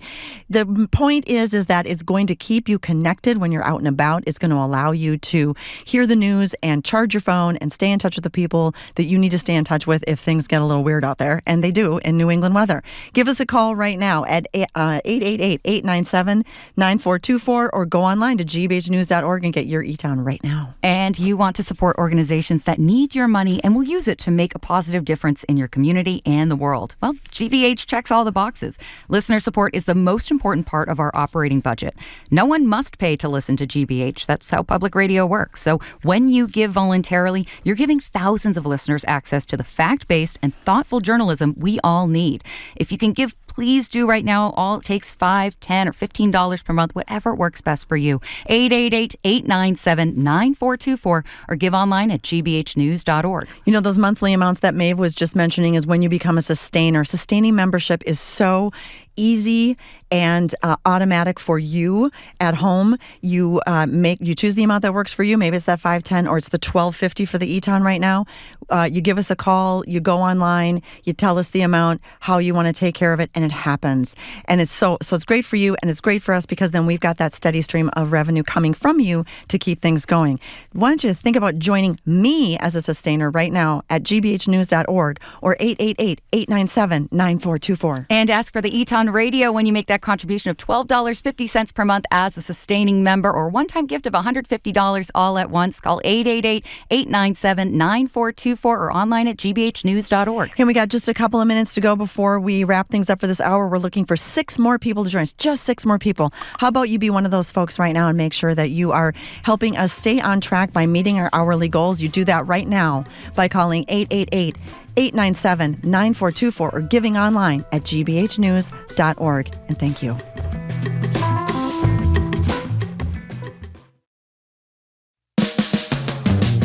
You're listening to Boston Public Radio with Jim Braude and Marjorie Egan. Just ahead, more smart conversation about what's going on in our community. Stay with us here on GBH 89.7. Funding for our programs comes from you. And the Boston Symphony Orchestra. This October, Yuja Wong dazzles in Prokofiev's fiery second piano concerto. And the BSO performs Tchaikovsky's passionate Fifth Symphony. More information at bso.org. You're listening to 89.7 WGBH HD1 Boston. Online at gbhnews.org. GBH News. What matters to you? I'm Jim Braude, head on Hour 2 of BPR. Former Massachusetts Public Safety Secretary Andrea Cabral joins us to talk about Trump's authorization of CIA covert activity in Venezuela, including bombing of ships there, and Congress's wholesale giving up of their war powers in addition to powers of the purse. Plus, those young Republican so-called leaders leaked messages showing vile speech about pretty much anybody who isn't a straight white male. I'm Marjorie Egan. Then CNN legal analyst and former assistant U.S. Attorney Elie Honig joins us to discuss his new book, When You Come at the King, a historical look at the Department of Justice's attempts to hold presidents to account. From Richard Nixon to Donald Trump, that's all next. Hour number 2 of BPR 89.7 GBH.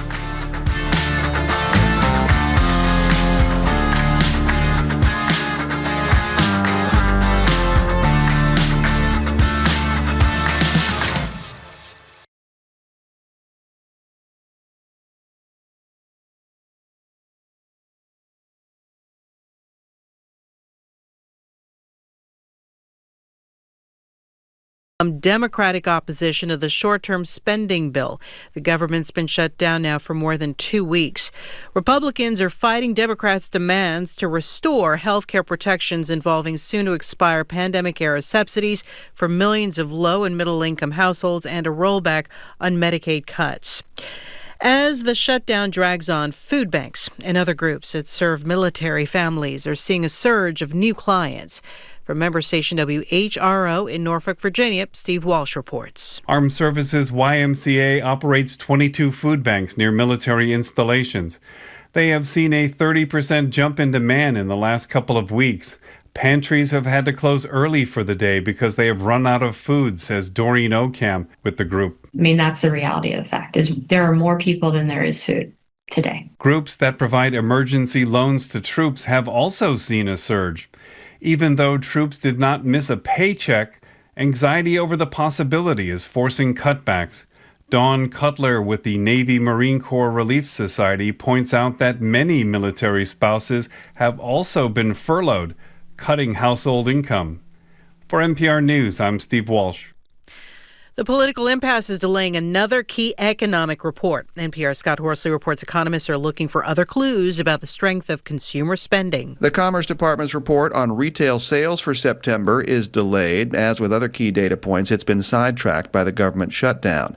A collection of anecdotal reports released by the Federal Reserve this week suggests consumer spending has been inching down, but spending by high-income households remains strong.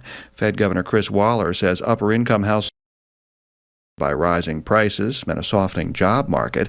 Waller and his colleagues appear to be on track for another quarter-point cut in interest rates at the next Fed meeting in about 2 weeks. Scott Horsley, NPR News, Washington.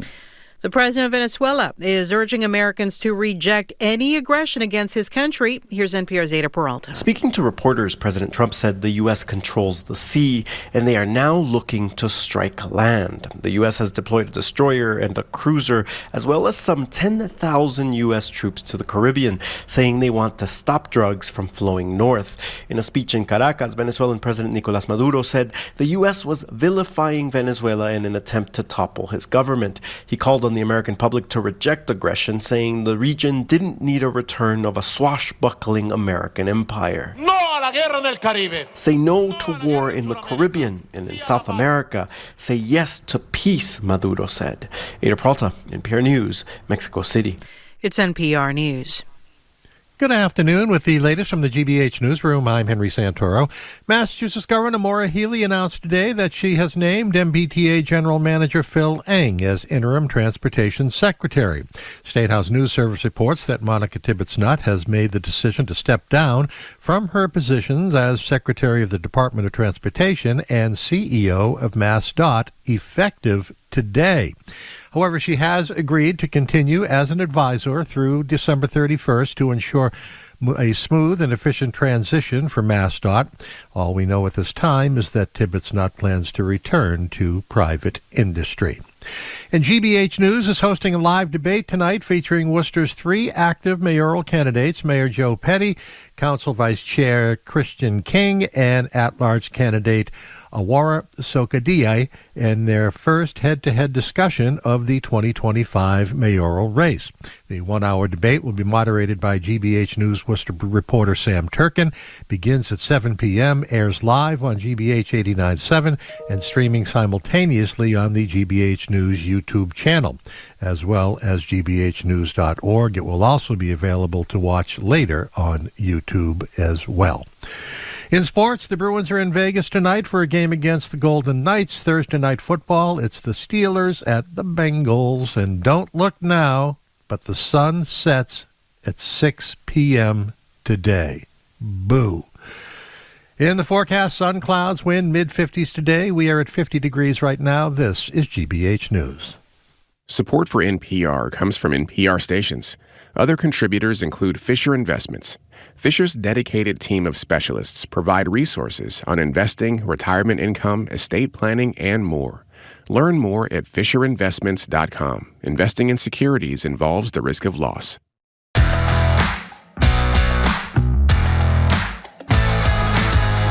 Welcome to hour number 2 of Boston Public Radio. Jim Braude and Marjorie Egan. We are streaming at youtube.com/GBH News. Regrettably, we are not going to be back at the library tomorrow, but we will be here in Brighton on the air with Philip Eng, who's head of the T, and now he's the assistant transportation. He's the interim Secretary of Transportation. Monica Tibbetts-Nutt has stepped down. Okay, so he's going to be with us from 1 to 2 for another edition of Ask the General Manager of the MBTA, and the Mayor of Boston, Mayor Wu, will be with us a week from Tuesday, noon to 1, for another edition of Ask the Mayor. Hello again, Jim. Hey, and at 1 o'clock today, Alex Edelman, a brilliant storyteller and comic who's got a show at the Wilbur in a couple of days, is going to be zooming in too, so stick around for that. We're joined now on Zoom by Andrea Cabral. She's the former sheriff of Suffolk County, former Massachusetts Secretary of Public Safety, joins us weekly. Hi, Andrea. Hi, I can't see you guys, but I can hear you. Oh, well, we can see I'm you. Sorry. We can see That's you. okay. Okay. We'll be fine. So Andrea, well, actually, before we start this, even though we plan to bring this up with Elie Honig at the bottom of the hour, news is just breaking that the Department of Justice will be asking a grand jury today to indict John Bolton, who used to work for Donald Trump. So it's Comey, former head of the FBI, Letitia James, Attorney General of New York State. We know what they all have in common. Apparently today, Bolton for something around classified materials, which obviously Donald Trump knows a lot about at Mar-a-Lago. What's your quick reaction to this Bolton thing there, Andrea Cabral? Well, I'll start where I always start. Donald Trump is a convicted felon.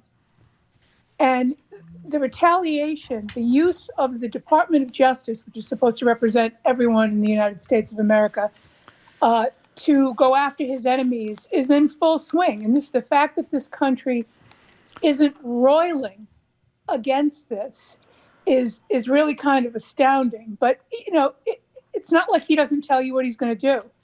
He said, when he said, I'm your retribution, he meant he's his own retribution.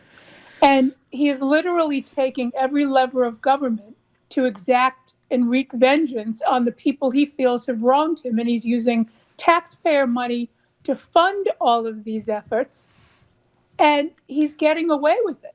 I mean, the fact that the Department of Justice is going after people that he says on social media he wants targeted, every one of them should be fired. None of them should be working in the Department of Justice.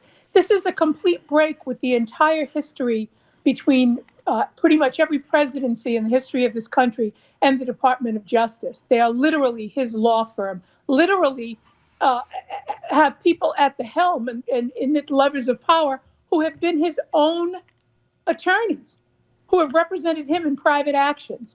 So there's no question that the Department of Justice has lost all credibility around who gets prosecuted and who doesn't in this country, and they're just working on his behalf. Well, I'm glad you mentioned the who doesn't get prosecuted, because the flip side of this, obviously, is that Pam Bondi, the Attorney General, is not going to go after anybody like Tom Homan, who may have done something bad by taking $50,000 in cash in a bag, who's running the ICE that's running around the country doing some very bad things. So they're not going to really look into him. Or Eric Adams, the outgoing mayor of New York City. Or basically anyone that the Trump administration likes. So law breaking could go on unfettered because they're not going to prosecute. And rest assured that the point, I think I made this point last week when we were talking about Comey.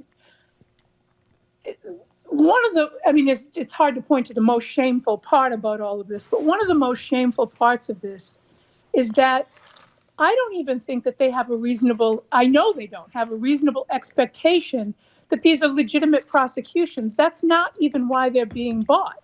The prosecutions are being bought to destroy the reputations and the finances of the people he's going after. He simply wants to, it's just vengeance for vengeance sake. Every single one of these people is going to have, we talked about it with Comey last time, it'll be the same for Letitia James, it'll be the same for John Bolton if he gets indicted, and any one of the others in this litany of people he wants to go after. They won't win the case because in addition to the substantive defense that people will have to the charges, they will also be making the case before these jurors that this is simply vengeance. I actually think it's a huge problem for the DOJ when defense counsel can call decision makers as witnesses in the DOJ. I wouldn't hesitate to call Pam Bondi. I wouldn't hesitate to call any one of Trump's personal lawyers. How about Trump? Trump's the one who's given the direction. Well, you don't even have to go through the trouble of all of that and the pushback to all of that because he says it on social media. You can simply put those things before the jury to talk about what motivates the DOJ. You come before a jury with unclean hands. That's the legal jargon for it. In prosecuting someone, and jurors get to weigh that in terms of the validity, the credibility, and the substance or the quality of the evidence before them. So, I don't think that they expect these cases to be won. They simply expect the targets to be victimized and to be so financially devastated by having to defend themselves, because this does not come cheap, that they are cowed by all of this. Maybe we need a nationwide legal defense fund for the victims of the Trump retribution. Everybody could throw in a couple of dollars so people don't lose their homes and everything else that they.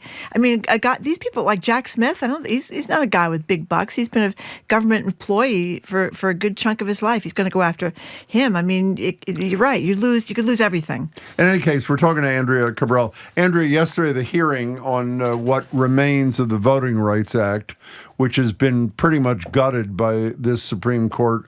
The final gutting, stage one, may have been yesterday. Could you explain briefly what was before the court, and if you share the analysis of most observers that despite their ruling about a year ago on an Alabama case, which was in favor to a degree about taking race into consideration when redistricting, that apparently the 6 conservatives have had enough of it.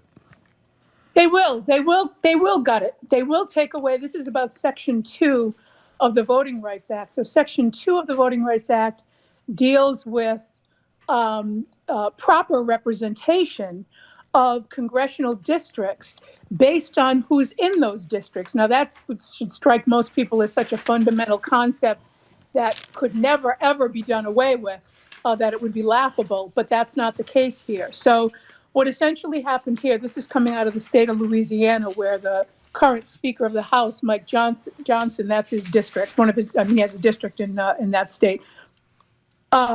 This was about Louisiana's map. Now, most people know that in red states and in purple and blue states with red districts, where if there's a majority GOP in the legislature, the state legislature, they have been gerrymandering every place they can to ensure that they keep a majority in Congress. So they have been carving districts out. People will remember that Trump called upon the state of Texas to redistrict, not even in a census year, and said explicitly it was to keep the Republican majority in Congress. That's what they've been doing. Louisiana, they had redrawn the map because despite the fact that the state of Louisiana, a third of their population is black, they had only one majority black district in Congress, which is just incredible to think about. 1 out of 6, half the percentage. Out of 6. Yeah. It's just amazing. So they had redrawn the map and created another one, so they'd have at least 2. Initially, the state of Louisiana agreed that was appropriate and agreed with the map. Now, in the second Trump term, a lawsuit was brought by plaintiffs who identify themselves as, I think it's 8 non-African Americans. That's how they're identified in this lawsuit, saying that drawing that congressional district based on race is not permitted by Section 2 of the Voting Rights Act. The Voting Rights Act allows race to be considered when drawing congressional districts because historically there was such discrimination around that. So you can't use race improperly, but you can use race as a consideration. And they're saying that using race as a consideration in this case, where a third of the population of a state is black and there's only one majority black district, that discriminates against them as presumably white citizens to have that district drawn. Can I ask you a quick follow-up question here? We only have a minute before we take a break, and then we'll continue. Is if the court goes in the direction that you and other serious court observers do, and they got this provision, so then other states which have created congressional districts considering race will relook at those and redistrict to get rid of those too, which creates yet another advantage in addition to the Texas advantage for the Republicans to maintain control of the House. That's a fair statement, is it not? Yeah, I think that's a fair statement. Okay. And I think that they what'll happen is there'll be a lawsuit. And these lawsuits are all being funded by the same people. It's all the people behind the Project 2025 money and all of that stuff like that. And so that's how it'll come about, is that those lawsuits will be brought. I think it's time that Democrats and independents and right-thinking Republicans figure out a way to use gerrymandering against them with this ruling, figure out how to make this ruling work for them and undo some of the gerrymandering that's going on by the GOP. Okay, Andrea Cabral, we're going to be right back after a quick pledge break. I am Marjorie Egan. He is Jim Browdy. You are listening to BPR on 89.7 GBH, streaming at youtube.com/GBH News.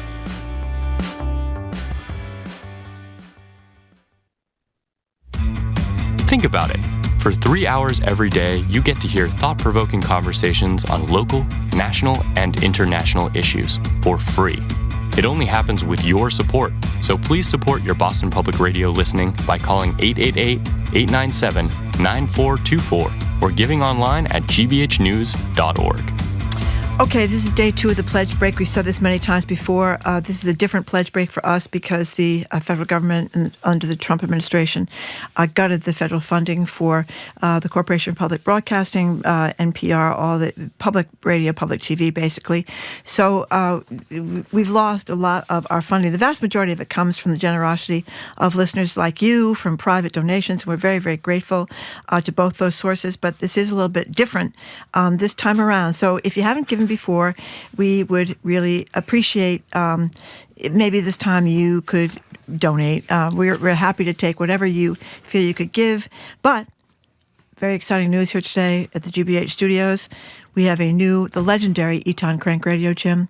It's new. Well, but I want to stop you there. Mm-hmm. Now, in the first hour, I asked you how it was a new and improved Eton Odyssey emergency radio. You couldn't answer, and I saw you met with Jamie during the break. I met with Jamie. I have the actual Eton Crank Radio right in my hands. Yeah, but can you now hands. Explain how it's new and improved? I have to step back a little bit from the microphone to demonstrate, but here we go. Okay. No. It's got an alarm in it, too? That was excellent, Marjorie. It's an SOS. So the idea of this thing is if something terrible happens, there's a hurricane, or something happens that you lose your power, you lose your sources of to charge your phone, et cetera, you've got this handy little Eton Crank Radio with the SOS. I'll just do it. That's enough. Okay, that's fine. enough. You get the idea. And it's got the really bright flashlight. It's bigger. It's heavier. This is the new and improved. And also the crank has been quieted, so you can hear it. That disappoints me. But I like used the to be. loud It used to crank. be. It took a lot of muscle power to crank that baby, but now it's more workable. So the number is 888-897-9424, gbhnews.org. We used to be dependent on you. Now we're totally dependent on That's you. right. We are. Because totally. obviously federal money has disappeared. You can do the Eton, whatever it is, new Eton Odyssey radio with the alarm SOS. thing. Don't do it again. I won't. Or at least not for now. Maybe the next segment. And if you don't want to do that, you're not into that, you don't like the alarm, it scares you, and you just want to make contribution of whatever amount. People on YouTube. Please do that. No, you can't. We're not on YouTube. We're not on during YouTube. The pledge Okay, break. too bad. Because the You're flashlight. doing a good job on this, though. I think you're really selling the hell out of it. The number's 888-897-9424. GBH News. Marjorie is so excited. gbhnews.org is what you got to figure out how to turn off the flashlight here. It's blinding me. 888-897-9424, gbhnews.org.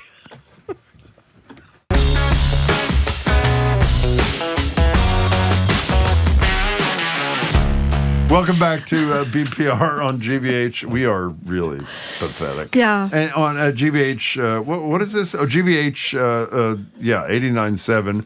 We are not in the library. We will not be there tomorrow, but we will be streaming at youtube.com/GBH News. We're continuing our conversation with former Secretary of Public Safety, Andrea Cabral. Andrea, I'm a kindred spirit with you today. I mean, I don't usually look forward to the pledge breaks, but we need a little relief because the news is so devastating. So we go from a kind of a fun pledge break to this really horrible, horrible stuff about these leaders of these young Republican groups with these Telegram chats that have apparently been discovered by Politico. They were talking about I love Hitler. They were talking about wanting to see people burn.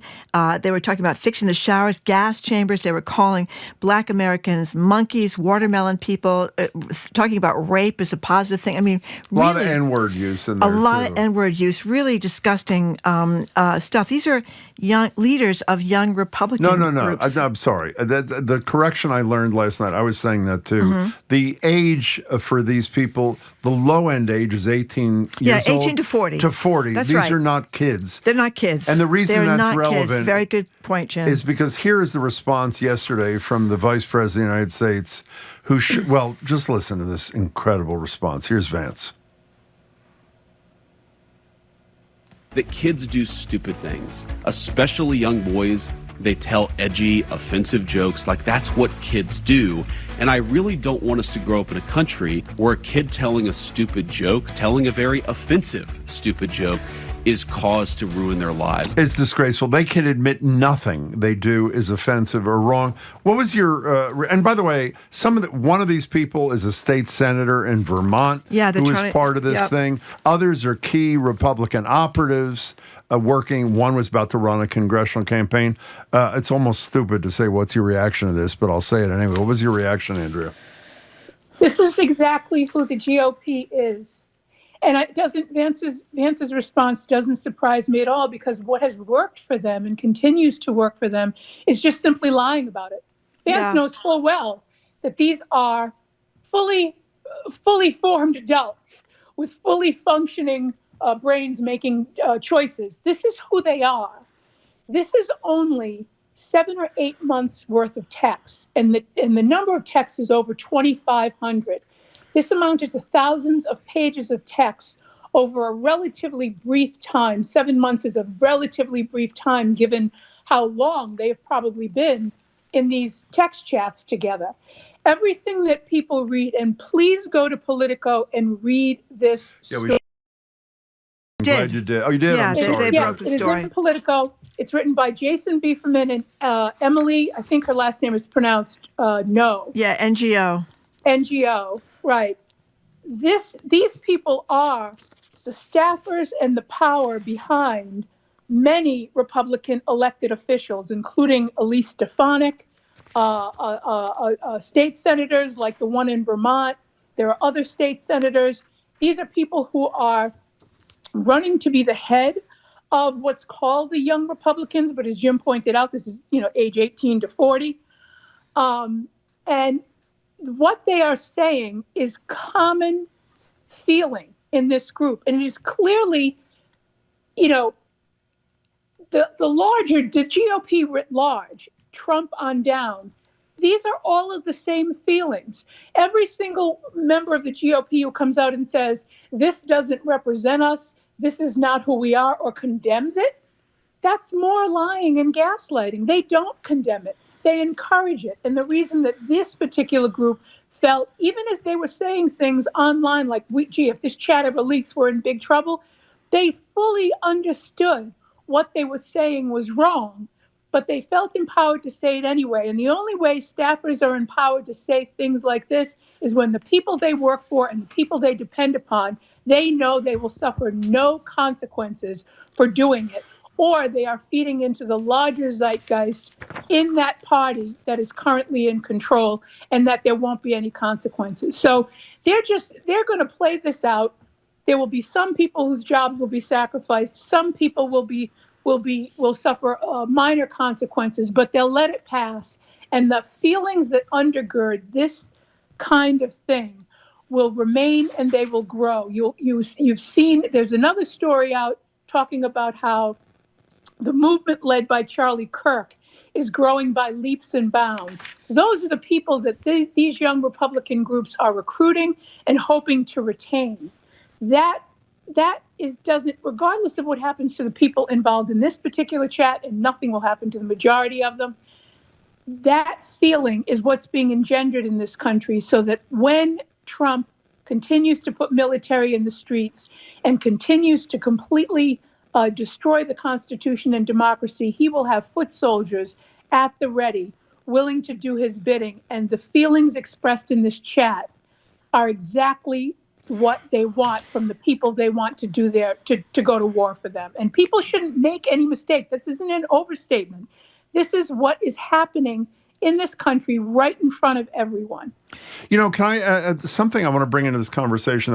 There's not one word you said with which I disagree, but I frankly don't want to hear Democrats in Washington criticizing these people who, by the way, are the next generation. Forget what they're doing now, as Andrea mentioned. They're the next generation of leaders of the Republican Party. I mean, this is essentially the minor leagues that get you to the major leagues.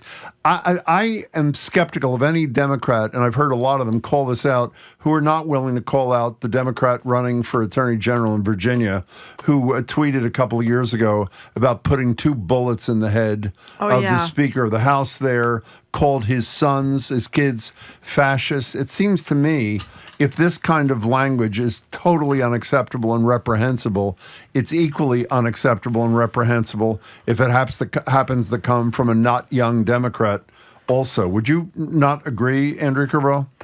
I agree with you, Jim, but I also look at the numbers.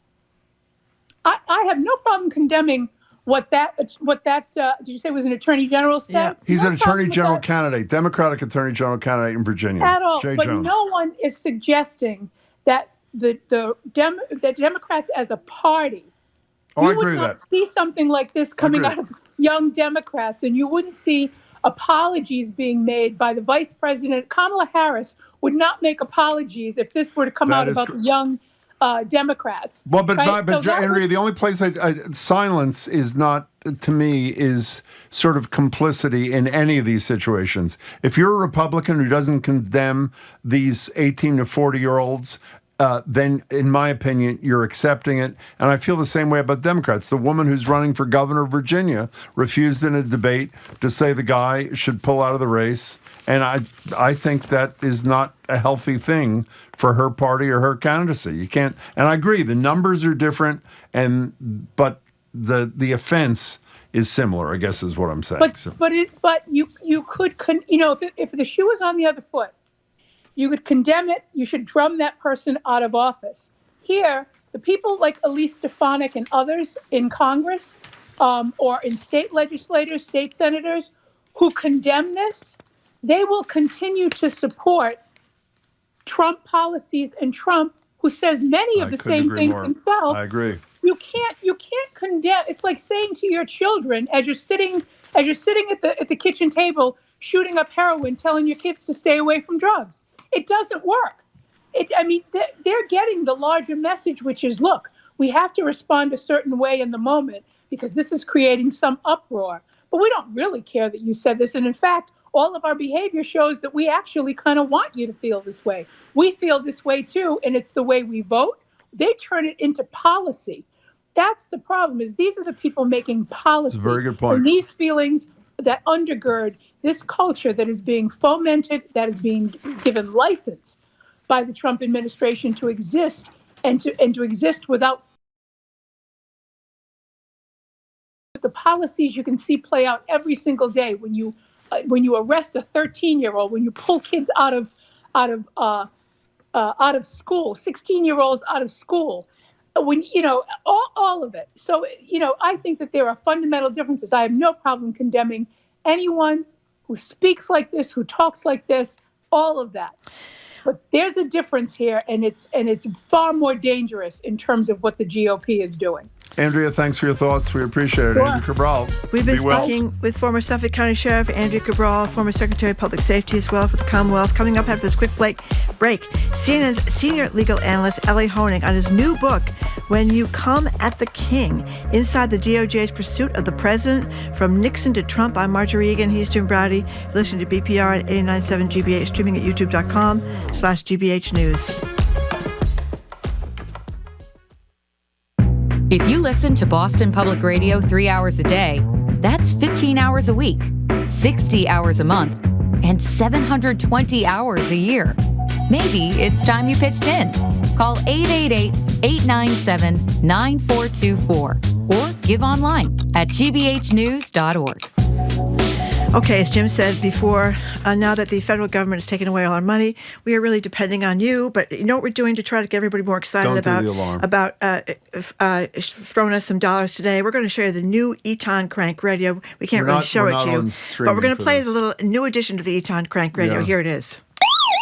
Okay, that's fine. Thank you very much. You can use that. Well, that's a real draw. If the hurricane comes, or it's got the big battery, I don't want to turn it on because I can't turn it off. Okay. But anyway, the Eton Crank Radio is really spectacular. That's $12.50 if you can swing it. $12.50 a month. That's right, and that's a good thing for our budget people because they know how much they can afford. The Eton Odyssey Emergency Radio is the very new gift for today, and we are really excited about it, Jim. Yeah, we are. 888-897-9424. gbhnews.org is the website. Can I read just a couple of comments? Again, only during Pledge we read these positive things. Here's a good one, actually, from John from Woburn. BPR, that would be our show, is one of our favorite shows. Marjorie is great. Jim is, well, Jim. We love him anyway. And then on and on. You people are so kind. I listen to Jim and Marjorie every day, if it's possible.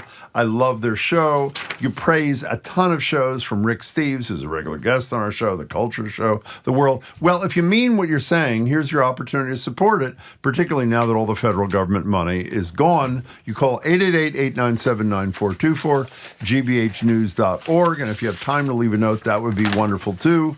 But whatever you can give in whatever amount is truly appreciated. Our programs are made possible thanks to you. And Minute Women Home Care, providing senior home care services to families in the Metro West Boston area for over 55 years. Services include dementia care, fall prevention, live-in, and 24-hour care. mwhomecare.com. And Silograms, a Boston area manufacturer working with businesses to create custom silicone products for corporate gifts and branded merchandise. Learn about their monogrammed ice trays and more online at silograms.com. And Lexus Broadway in Boston, presenting Hamilton. Written by Lin-Manuel Miranda, Hamilton is the story of America then, told by America now. Hamilton is in Boston through November 2nd. More at lexusbroadwayinboston.com.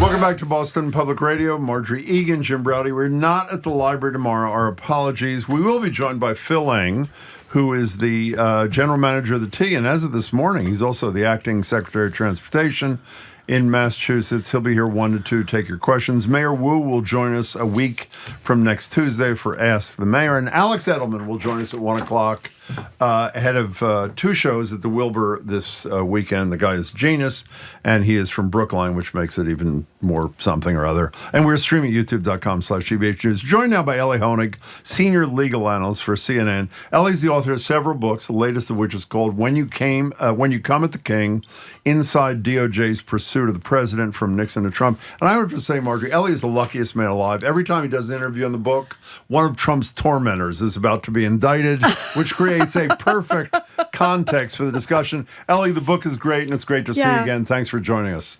Thank you. You're right, but that only limits us to almost every day when some tormentor is getting indicted. Yeah, it's true. It's true. Well, congratulations. I love you on TV. And my favorite show, Anderson Cooper's show every night. You're on all the CNN shows. That's my particular favorite. But tell people, Elie Honig, what you're trying to do. What your thesis was in this book. So my thesis was really 2 things. And by the way, I learned this as I went. I wanted to do this book because I really got the idea from George Stephanopoulos' book, The Situation Room, where he takes this important governmental institution and he tells recent history through moments when the Situation Room was activated, from the Cuban Missile Crisis up through 9/11 and COVID and beyond. And I had this moment of, oh my God, that would work wonderfully for all these, the name has changed, but various special counsel, independent counsel investigations. So what I wanted to do in the book was go back and tell the stories firsthand. I mean, I speak with over 3 dozen people in this book, prosecutors, defense lawyers, White House officials, you name it, from Watergate to Clinton and Ken Starr, all the way up through Jack Smith and Donald Trump. I don't interview Jack Smith, but members of the people who worked on those cases.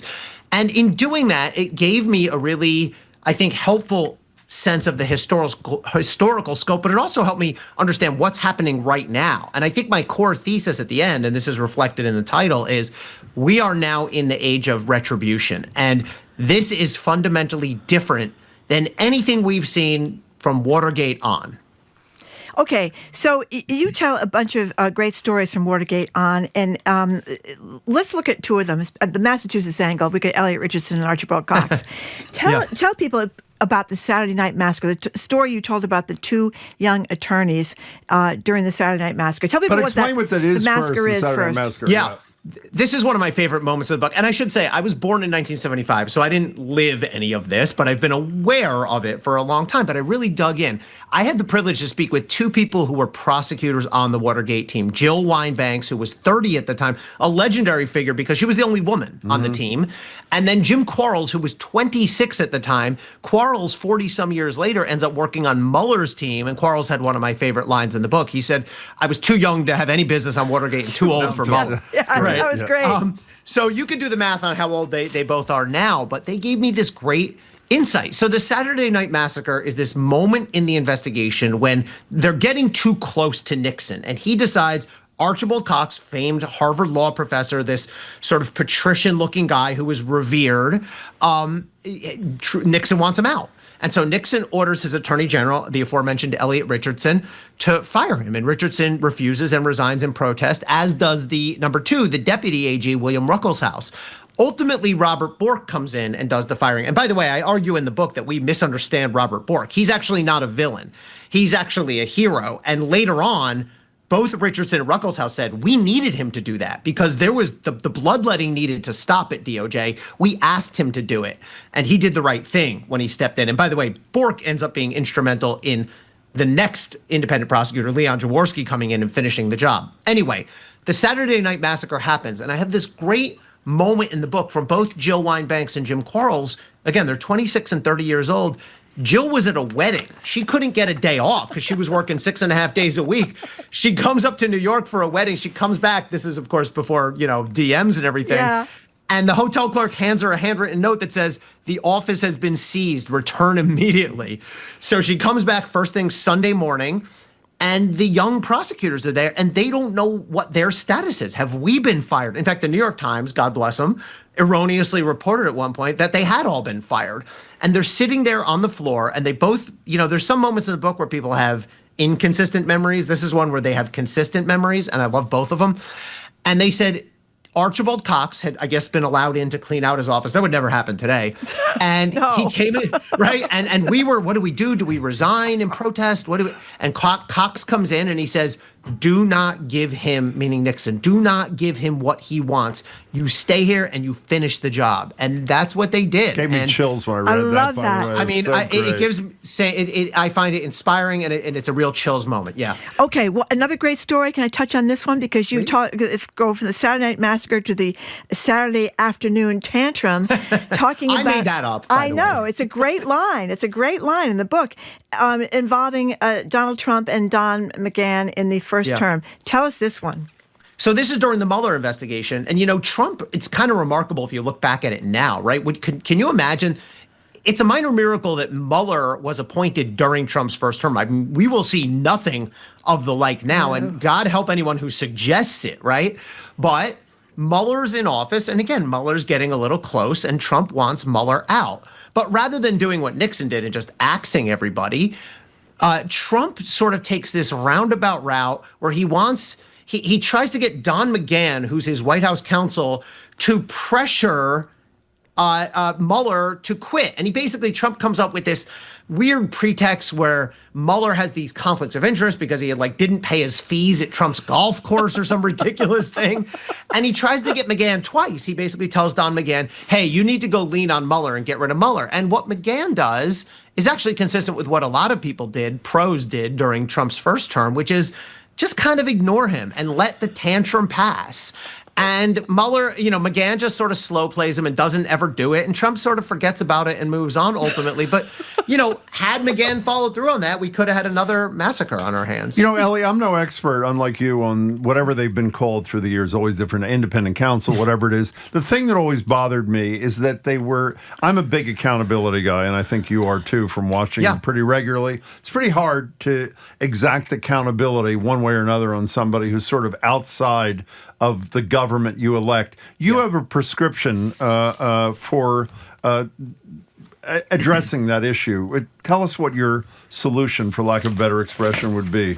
Yeah, I wouldn't be so so presumptuous as to call it a solution. I will call it a less bad way to do this. Yeah. A less flawed way to do it. And Jim, that's been the constitutional push and pull dating back to Watergate, which is on the one hand, we want outside prosecutors who are independent, who are not beholden to the president or politics. On the other hand, there has to be some accountability. They can't be sort of just free-ranging. And Ken Starr, I think, is an example of someone who went a little crazy on that. What I propose is a new system where basically we would have a presidentially appointed, Senate-confirmed, hence politically accountable person who serves for a set number of years, could be 5 or 10, overlapping presidencies, so it's not coterminous with the president, and who has an independent staff, independent lawyers, and who has his own mandate and has substantial but not complete protections against being fired, and has other means of accountability and independence. But, again, I sort of closed the book paraphrasing Winston Churchill, who says of democracy, it's the worst system except for all the others. And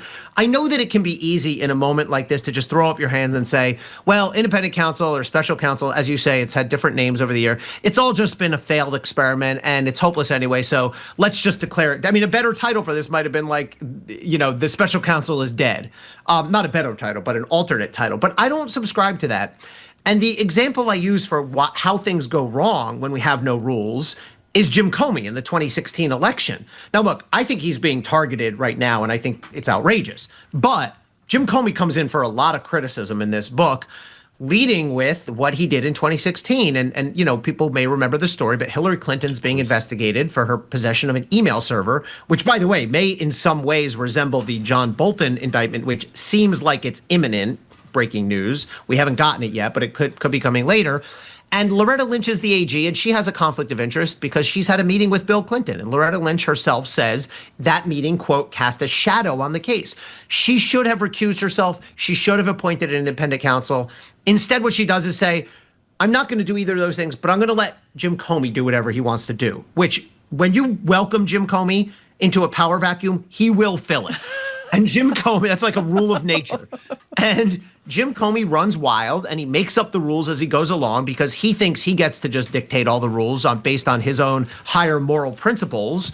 And he ends up potentially swinging the 2016 election with his election eve announcements about Hillary Clinton. So that's an example of what happens when we abandon the rules altogether. So let's talk about... We're going to take a break, Marty, we have to take a break. You have to take a break for a pledge break. I'll stick with you. Okay, Good. Thank you. We'll be right back.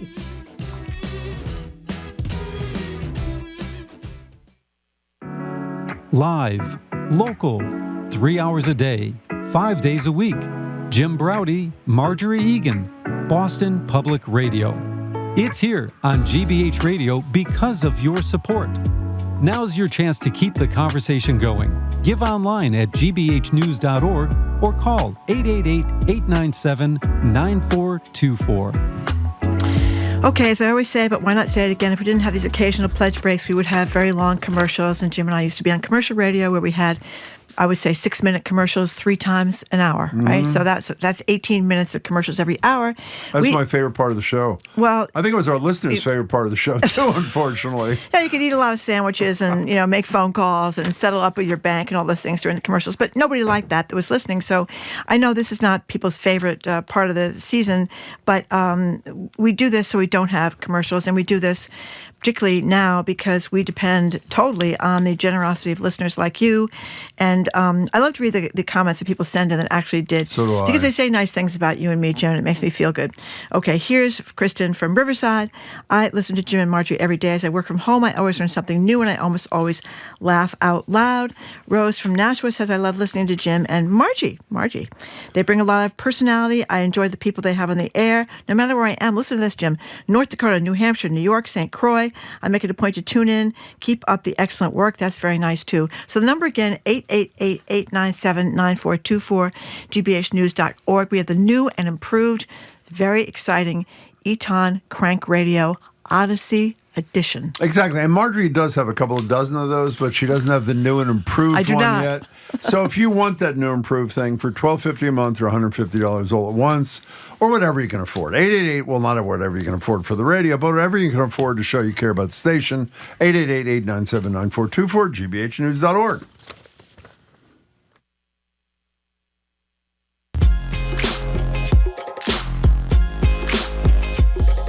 Welcome back to BPR. Marjorie Egan, Jim Browdy, streaming youtube.com/GBH News. We're speaking with Elie Honig, author of When You Come at the King, Inside DOJ's Pursuit of the President from Nixon to Trump. I should have mentioned his introduction because it's relevant. Former employee, lawyer in a U.S. Attorney's Office, I would argue the most important U.S. Attorney's Office in America, Southern District of New York.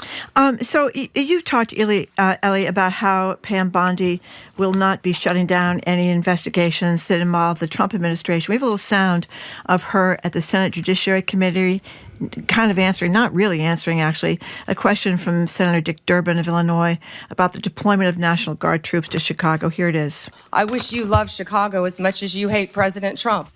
We cut that down. That's all there is. Oh, that's all there is? Yeah, okay. Sorry, I forgot to tell you that. So this is a little nerve-wracking, Pam Bondi as the Attorney General. Yeah, I think that clip gives us the gist, by the way, of about 5 hours worth of testimony in one sentence. I mean, it was a roast, right? It was like a comedy roast. And unlike anything we've seen from any AG, when I finished writing this book, when it locked in the publishing parlance, was maybe May or so of 2025. So we had seen the first 4 or 5 months of Pam Bondi and the Trump administration. And even then, I write in the book, it's 100% obvious that Pam Bondi will be different from any prior attorney general in two ways. One, she will permit no inward-looking investigation. And the example I use in the book is the Signal case. When Mike Waltz and all these guys were using Signal, any other time in our history that would at least require an investigation. Pam Bondi comes out 3 days later based on no investigation and says, case closed, nothing wrong, and you all should be applauding us for the great military strike. And then the second way Pam Bondi is going to be different and is different is what we're seeing play out on a daily basis now, which is actually going after Trump's enemies because they're his enemies. And I should say, my first book is a criticism of Bill Barr, right? It came out 5 years ago. It's called Hatchet Man. Very critical of him. However, Bill Barr almost seems quaint now by comparison because he had a line. Like, there were many times when Trump would say, I want John Kerry indicted. I want Hillary Clinton indicted. And Barr, like I said earlier with Don McGahn, would just ignore him and go about his business. Bill Barr, I will say, never indicted one of Trump's enemies because they were his enemies, but Pam Bondi is fundamentally different. Speaking of quaint, Watergate, which is where you started book, sort of feels quaint as compared to every day in the Trump administration. I'm talking to Elie Honig. You mentioned before Robert Bork, and it reminded me of one of the best documentaries of the millions that our colleagues at Frontline across the street, Michael Kirk, has made. This one was called Supreme Revenge, and I'm guessing you saw it. He chronicles how Mitch McConnell, as a non-leader of the Senate, decided when Bork was Bork, not doing what you described, but when he was his nomination in the Supreme Court was killed, that McConnell dedicated his life through the Federalist Society and other things and to reshaping the Supreme Court, and to say that it's a huge triumph, not for America, but for his point of view, is the case. I worry, I know this is all conjecture, that Trump is strategic enough that he one day has a cup of coffee with Clarence Thomas and Thomas Alito and says, you're old, men, two of the greatest Americans of all time to step down so I can pick a 38-year-old Clarence Thomas and a 39-year-old Thomas Alito, so that no matter who the Americans elect for the next 40 years, they'll be there to protect what we all believe in. That's not pipe dream stuff, is it? No. I mean, look, both parties somewhat do this. The only real way that we have a vacancy in the Supreme Court now is someone dies, or what I would call an arranged, intentionally timed retirement. Like Kennedy? Is that what you're, like Kennedy? Right. Well, Kennedy met with Trump. There's photos of them together and announces his retirement, and that gives us Kavanaugh. And the Dems do it too. Why do you think Stephen Breyer retired when he retired it? And that gave us Justice Ketanji Brown Jackson. So a couple important things there, Jim. One, the nominee, both sides are now understanding the gamesmanship aspect of this. Republicans were on this earlier than Democrats, which is, you can recycle these seats in exactly the way you say. If Clarence Thomas decides, Clarence Thomas is currently the oldest member of the court. If he decides at, year 3.5 of the Trump administration, if I retire now, we can essentially hit refresh on the seat and he'll put in a 35-year-old, and we'll have it for the next 50 years. And Democrats did the same thing. I mean, there were very competent, qualified nominees for the seat that Justice Jackson got, and I think she's very competent, very qualified. But there were people who were similarly qualified who were 55 and they were written off, too old. Like, why would we do that when we can have a 48-year-old? So both sides are playing this game now. And it's interesting when you look back. You mentioned the borking of Bork, which happened in 87. And I talk about that in the book. Things were different before that. Before that, the general understanding was if you're qualified, well, and after to an extent, if you're qualified, you get in.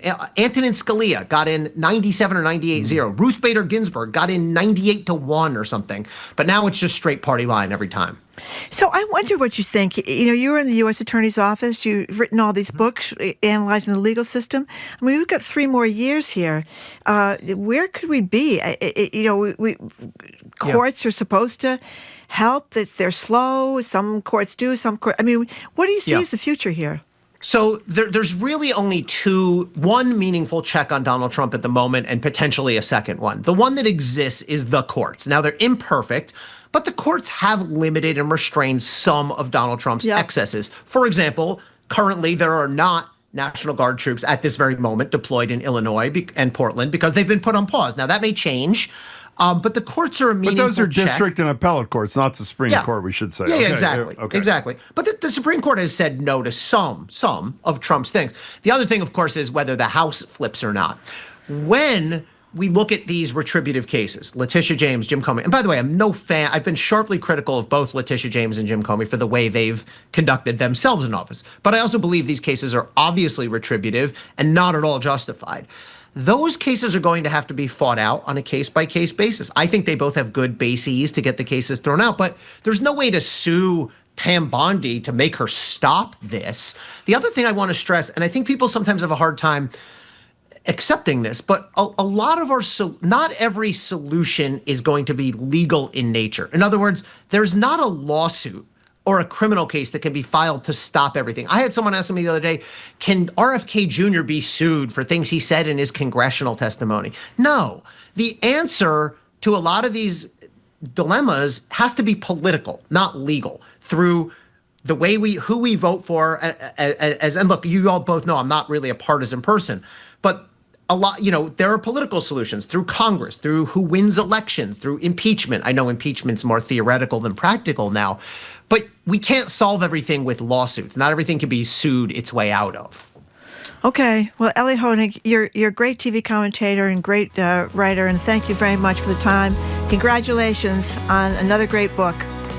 Thank you, guys. I want to crank radio. How do I get one? Oh, I tell you. You have $12.50 a month. That's right. We'll ship one to you tonight. Thank you very much. It's great to see you. The book's great. Be well. We've been talking with CNN's Elie Honig. The conversation continues after a quick break. Oh, by the way, the book, again, it is really When You Come for the King. When you come at the King. When you come at the King. Inside the DOJ's pursuit of the president from Nixon to Trump. Elie Honig is the author. When You Come at the King. Thanks again, Elie Honig. Be well, Elie. Okay, we're listening to BPR. It's streaming at youtube.com/GBH News. After the break, what are we doing? We're talking. Alex Edelman is joining us. Oh, my God. Alex Edelman is going to be with us. He is a riot, Brookline's finest. I'm Jim Browdy. He's Jim Browdy. I'm Marjorie Egan. You're listening to BPR 89.7 GBH. And we are primarily funded by our listeners, by people who value the station, by you. That's especially important right now that our federal funding has been revoked. So please support your future GBH listening by giving during our fall membership drive. GBHnews.org or call 888-897-9424. I'm Maeve Buckley, and I'm joined by Melissa Jones. So the rescission bill passed in July effectively eliminated CPB, the Corporation for Public Broadcasting. CPB was a private corporation that did more than distribute federal funding to stations such as GBH. It provided shared services ranging from music licensing to audience research to training. So in addition to the cash funding, GBH is faced with replacing services previously available from CPB. That's all to say, it's just another reason your support is so needed right now. Think about starting your monthly sustaining membership now. GBHnews.org or 888-897-9424. And when you give $12.50 per month, we'd love to send you the new Eton as our thank you for that contribution. You'll be supporting all your listening here on Boston Public Radio and all the programs you love here. And we'll be sending you this Eton. It's new. It's Bluetooth enabled. It's compact. It gets AM, FM, plus the National Weather Service channels. Features 5 power sources, including a rechargeable battery. It's got solar charging and a hand crank power generator. So you'll be able to access your weather and news updates. You can also listen to 89.7 GBH as well. And it's going to give your cell phone an emergency charge. It's fantastic to have on hand, especially as we get into the colder months ahead. It's fantastic to have. We want to send it your way as our thanks for your contribution of just $12.50 per month as a sustaining member, or a one-time gift of $150 all at once. Make that call, 888-897-9424. You can also check out the features of it and what it looks like when you give online at gbhnews.org. So we've got a goal right now of 8 people in the next 3 to 4 minutes to help keep us on track. In an era filled with misleading information, GBH remains the trusted voice you can depend on. And when you give now, you help GBH continue our mission of providing accurate and factual news. So please think about giving $10, $15, or how about that $12.50 a month? Get that great Eton radio on the Sustainer plan. You'll help us meet this important goal. 8 people in the next, now we're down to 3 minutes. So get online at GBH. 897-9424. And on GBH, you hear more than just the sound bites. You hear the background. You hear entire speeches. You hear civil conversations about the issues. And you hear thoughtful reporting and insightful commentary.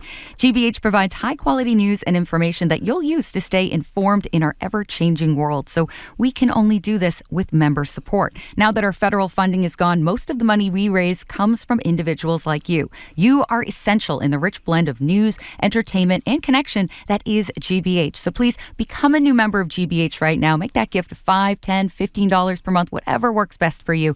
888-897-9424, or make your gift online at gbhnews.org. So you're thinking about giving, but you're thinking you don't have time to do it now and you're going to do it later. You're not going to do it later. If you're like me, you're going to move on to the other things that are also very important in your life, and this is going to slip by you. You don't want this to slip by you. I know you don't.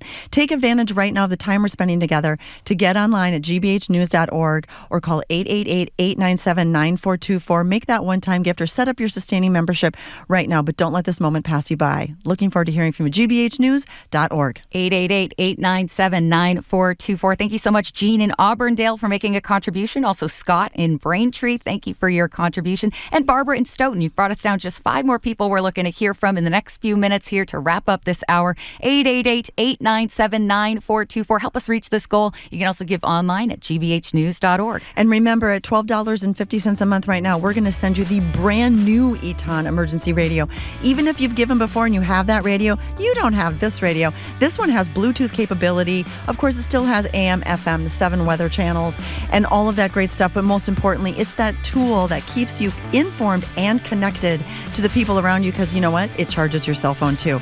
Give us a call right now at 888-897-9424 or at gbhnews.org. Make your gift now.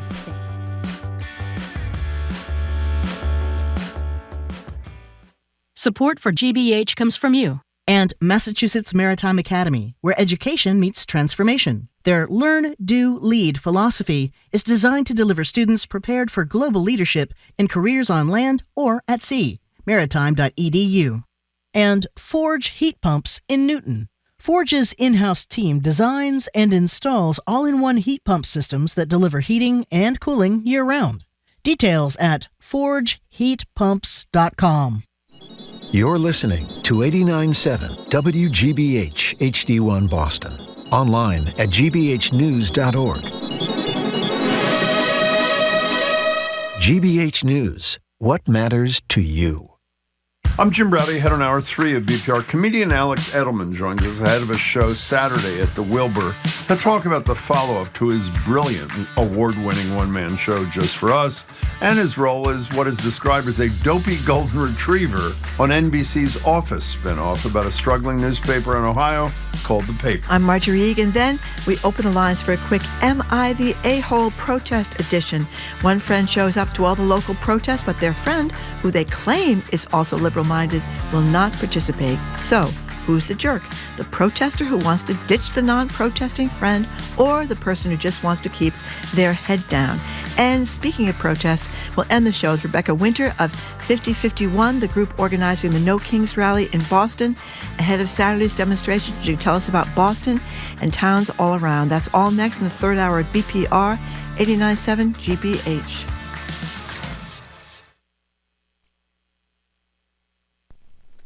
Live from NPR News, I'm Lakshmi Singh.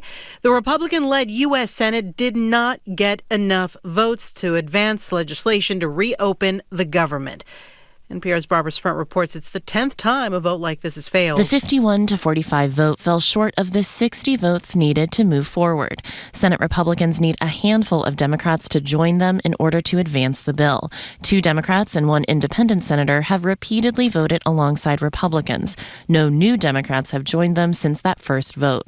As the stalemate continues, Senate Democrats insist Republicans have to negotiate with them in order to get their votes, specifically on the soon-to-expire Affordable Care Act subsidies. Republicans say reopen the government first, negotiate after. Because the Senate doesn't plan to be in legislative session until Monday, it's expected that the funding lapse and negotiation impasse will hit the 3-week mark next week. Barbara Sprint, NPR News, the Capitol. Political map makers and voting rights advocates are watching to see when the U.S. Supreme Court will rule in a case that will shape the future of redistricting.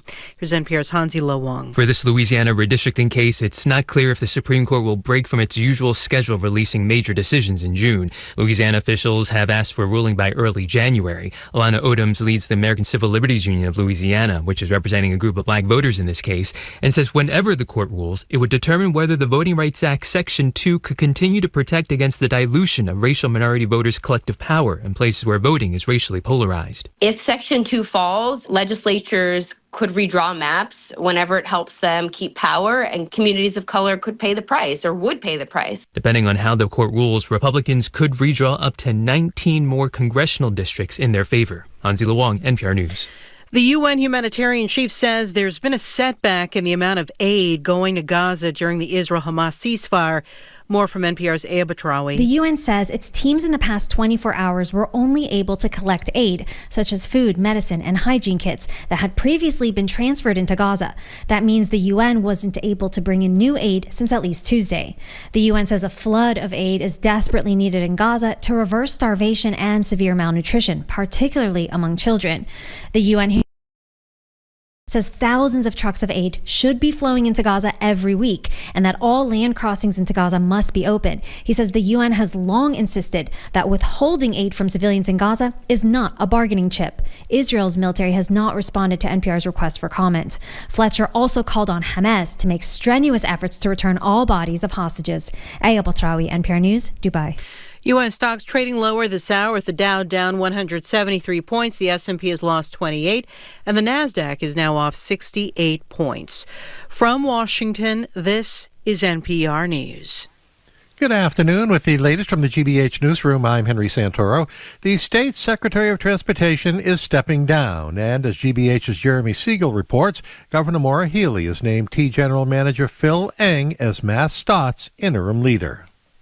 It's not clear why Secretary Monica Tibbetts-Nutt is quitting, but her departure comes amid some turbulence at MassDOT over a fumbled deal to replace rest stops on the Mass Pike.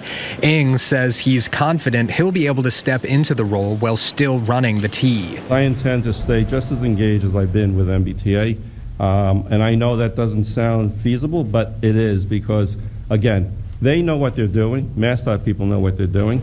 And really what I've done is really empower them. It's not yet clear who could be tapped to lead the agency in the long term. Eng says he's up for doing the job as long as necessary. At the T's headquarters in Boston, Jeremy Siegel, GBH News. Multiple sources say well over 100 rallies, No Kings rallies, are planned here in Massachusetts on Saturday, and more than a dozen have been announced across the Cape, Islands, and South Coast. Wendy Lawton co-leads the South Coast chapter of Indivisible, which is organizing 2 local events. I think that people are really seeing that we need to speak out and speak up if we want to protect and rebuild our democracy and fix, not break, the systems that support all of us. Demonstrations are planned for Martha's Vineyard, Nantucket, Falmouth, Hyannis, Chatham, Eastham, and Provincetown. And we've got more on the No Kings rallies coming up with Jim and Marjorie here on Boston Public Radio. This is GBH News. Support for NPR comes from ARM, committed to delivering innovative, advanced computing designed to enable worldwide companies to unleash the capabilities and experiences of AI. The future of AI is built on ARM. ARM.com. This is NPR.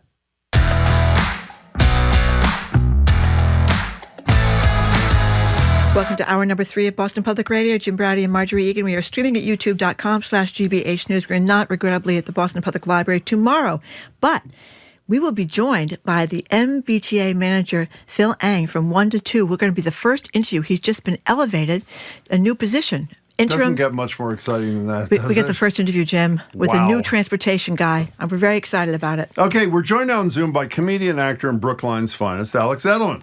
Here's a clip from the last time Alex was on our show. He joined us at the library studio where he oddly proceeded to trash not just me and Marjorie, but our whole audience. Here it is. Mentioned big shots, Jimmy Kimmel and Colbert and all this stuff. When people ask you what your experience was like on Boston Public Radio with Jim Braude and Marjorie Egan, what would you say? Oh, they've named 2 sandwiches after them, and the crowd is just electric. The crowd is, look at them.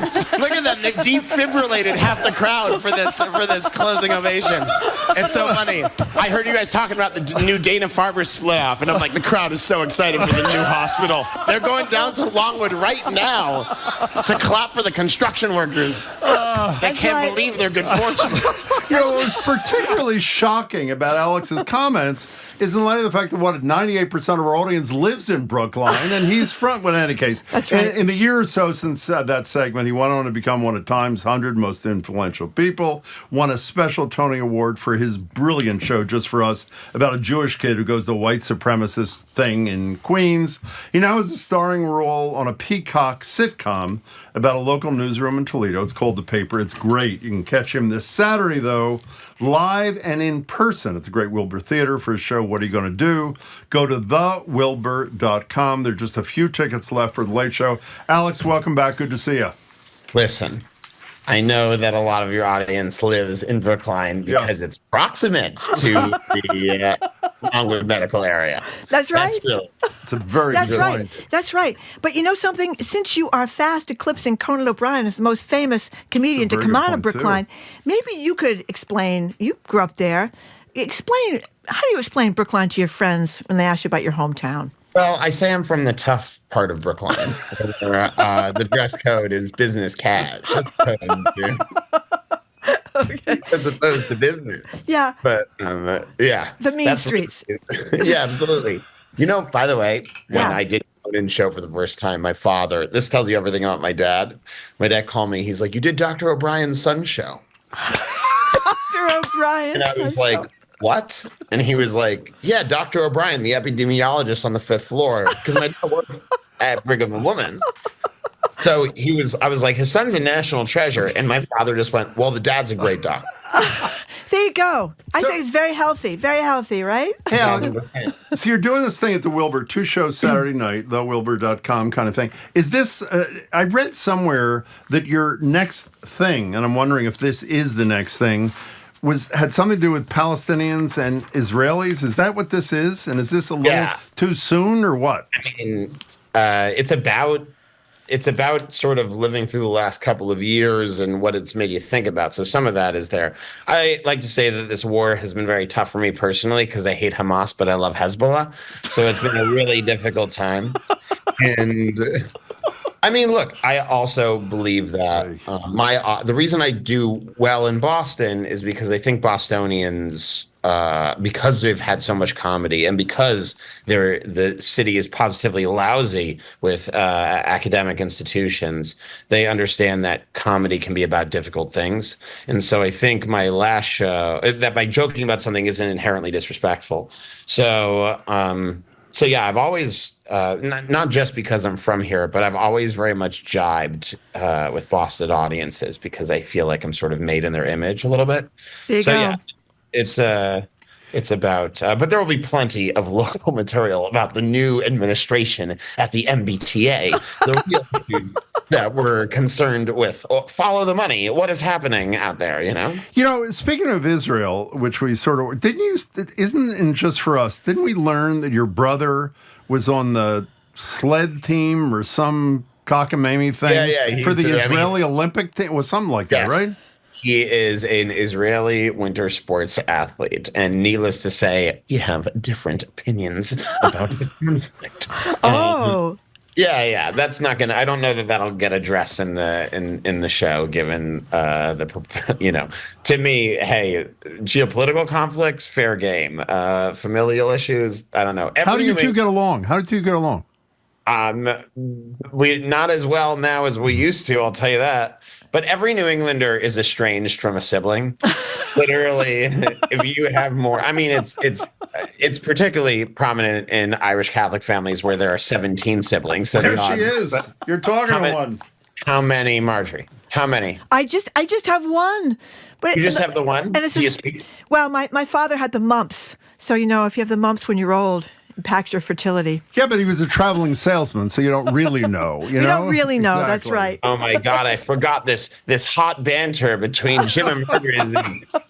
Yeah. You come back for the Burns and Allen report. That is why That's right. So I saw the paper. I absolutely loved it. I thought it was a riot. I love that you sat there with maybe you should tell us your little lunchbox and your little dinosaur straw in the first episode. My character is not very bright, which is really I blame the writers, particularly me.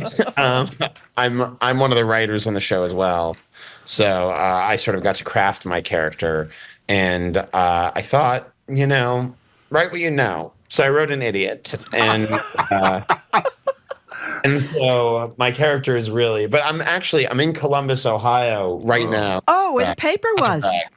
Yeah. Well, our show is based in Toledo, but I had a very Ohio experience in Cincinnati last night because I was walking around after the show looking for something to eat, and I found someone, and I was like, "Hey, where's a good place to get something to eat around here?" And the guy went, "Chicago." Oh no! We have a little sound from the show. Why don't we play a little sound? Yeah, it was a riot. It was a riot. This is Alex learning his character some key journalism principles. This is the pilot episode of NBC. Peacock's The Paper. That parking thing you were talking about. Go and see if anyone else has noticed, and try to get quotes. Remember the 5 W's. Is that a gang? No, it's who, what, when, where, why is what they teach you on the first day of journalism school. So not a gang. The latter is Alex, not a gang. But I love that little scene, though. We kind of skipped over it too quickly, where we discover that you're the father of 4 children, and your wife sends you off to work every day with the same thing that the children have, and we watch you eating with your little lunchbox, your little Jell-O. It's very clever. One of the things that I remember, by the way, that was in the pilot even before I joined, but the thing that I really loved and made me tinker around with it is there's a guy on Instagram who makes lunches for his kids. And I remember the day before we shot the scene, I was watching this guy, but the guy does it in a sort of ASMR whisper. He's like, "I'm going to make lunch for my daughter." And then he shows you the most beautiful bento box that's stainless steel. Oh, yes. And he's like, "Today she's getting frog legs, beet hummus, filet mignon, and some dragon fruit." I'm like, this poor kid goes to school, and they're like, "Do you want to trade for a fruit roll up?" And the kid is like, "Would you accept some dragon fruit or beet?" And they're like, "No." Yeah. What are these kids getting? So people say, is this not, or is having to do with The Office, which was another great show? That seems to be a controversy about the show. You know what? People are desperate to tie it to The Office. Mm-hmm. The funny thing is, I think the show's a little more like Parks and Recreation. It's a positive show about people trying to build something. It's about a community of people making a product about their community, for their community, something that you two would have absolutely no idea about. And, That's right. And that way, it's sort of like a love letter to local journalism. And weirdly, the stories lend itself to being very funny and small and weird and quirky and offbeat. So it shares it's got the same aesthetic as The Office. And we got a lot of people who work behind the scenes, like a lot of our directors. Greg Daniels, who created, is one of the creators. But we want to make sort of a new show. Yeah. And I think the critics are are are being very kind to us, particularly, and I really like that. Audiences seem to be also finding. But you make a good point though, because I think a lot of people. What point was a good point? Well, because Dunder Mifflin in The Office was a paper company. Who cares about a paper company? But you're talking about the old, what was it, the Toledo Truth Teller? Yeah, and you get all these pictures of the 70s with 1,000 people there and all the white guys in their little suits and their ties and white shirts. I mean, I think there's that juxtaposition. It touches a tone that I think makes it very different. Because they are talking about this crummy little thing that they had before this guy with the red hair shows up and tries to change everything. Donald Gleason, acting royalty and nominee for several major awards. Yes, guy with red hair. Whoops, I'm sorry. It's close enough. I'm teasing you, Egan. We have a well-established rapport. Yeah, a well-established rapport. That's right. We're talking to Alex Edelman, who's going to be at the Wilbur on Saturday, and I have no idea how good the show is. I can just say, if you didn't see Just For Us, one of the great things ever in terms of one person's storytelling, comedy, etc. Are you offended if I say you had a meteoric rise? I mean, you're huge. Yes.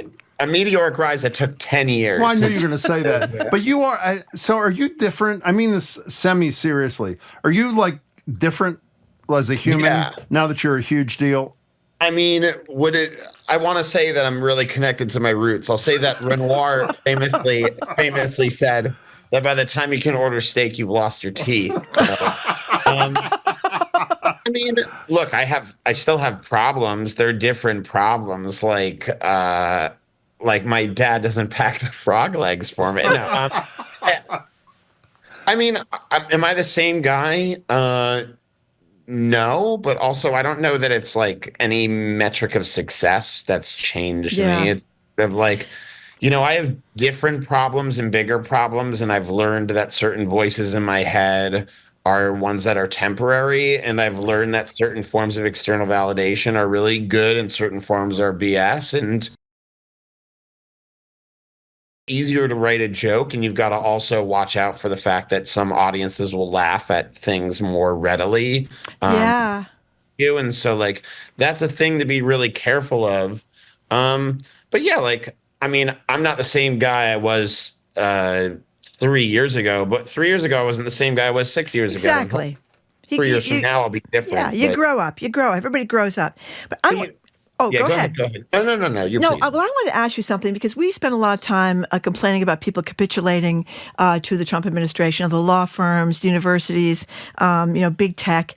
And it's kind of odd that when you think about the people that are standing up, they're late night comics, Jimmy Kimmel and Colbert. Isn't that kind of weird? Harvard University, they have sort of semi-stood up, but not really. Well, MIT and Brown did something. MIT and Brown. But the most powerful, richest people on earth are knuckling under, and comics aren't. Well, I mean, I'm wary of people declaring comedians to be heroes, because that can really change comedy. But I do think that Colbert and Kimmel have been really uncompromising in their principles and have been very funny. And also, government censorship around comedy is terrifying. Some stuff is fake. Sometimes people will be like, it's censorship. And I'm like, that's not real censorship.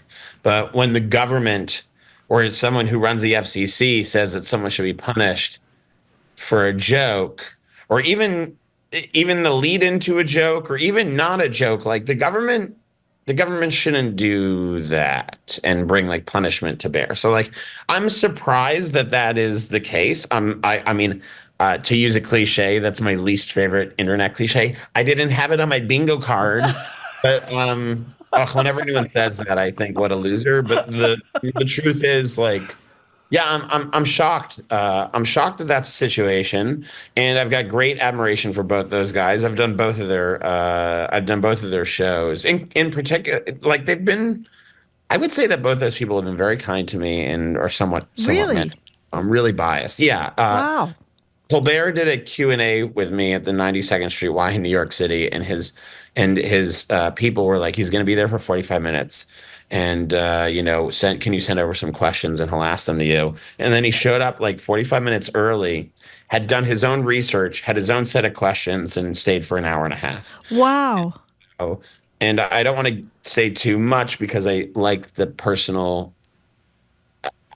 I think it would be unseemly, but when my director, Adam Brace, passed away, and it was very, very sad and difficult time for me, Colbert was a very nice resource for me because he has his own well documented and thoughtful experiences around grief. So he was very, very he's very, very nice, and he is a quiet mensch. And Kimmel, similarly, I got to know him through Norman Lear, who he really held up. And I've been talking for too long, so I'm gonna stop and let him. No, you've not been talking.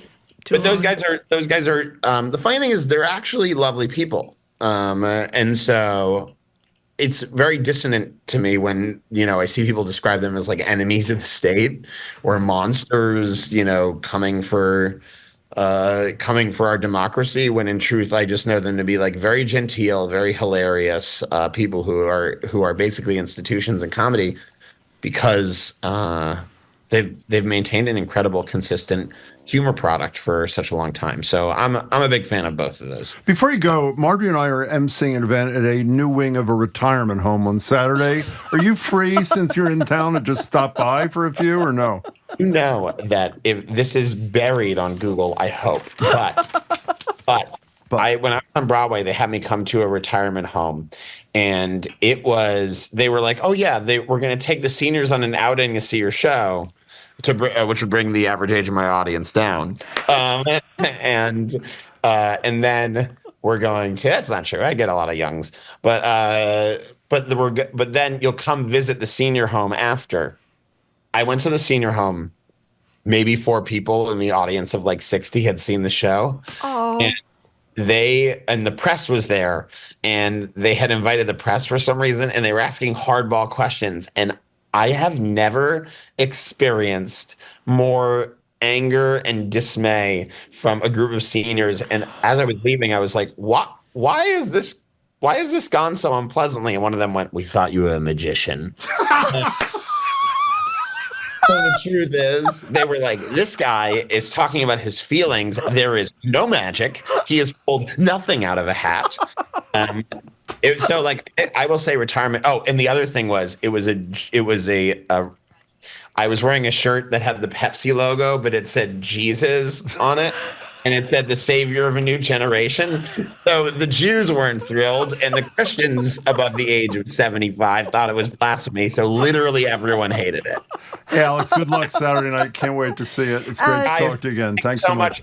It's so good to see you again. And if you guys are free, on down. It'd be nice to see you. Oh, thank you. Congratulations, by the way. We love your stuff and love the show. Thank you for being with us. Nice to be back. Great. Stay safe in the libraries. We will.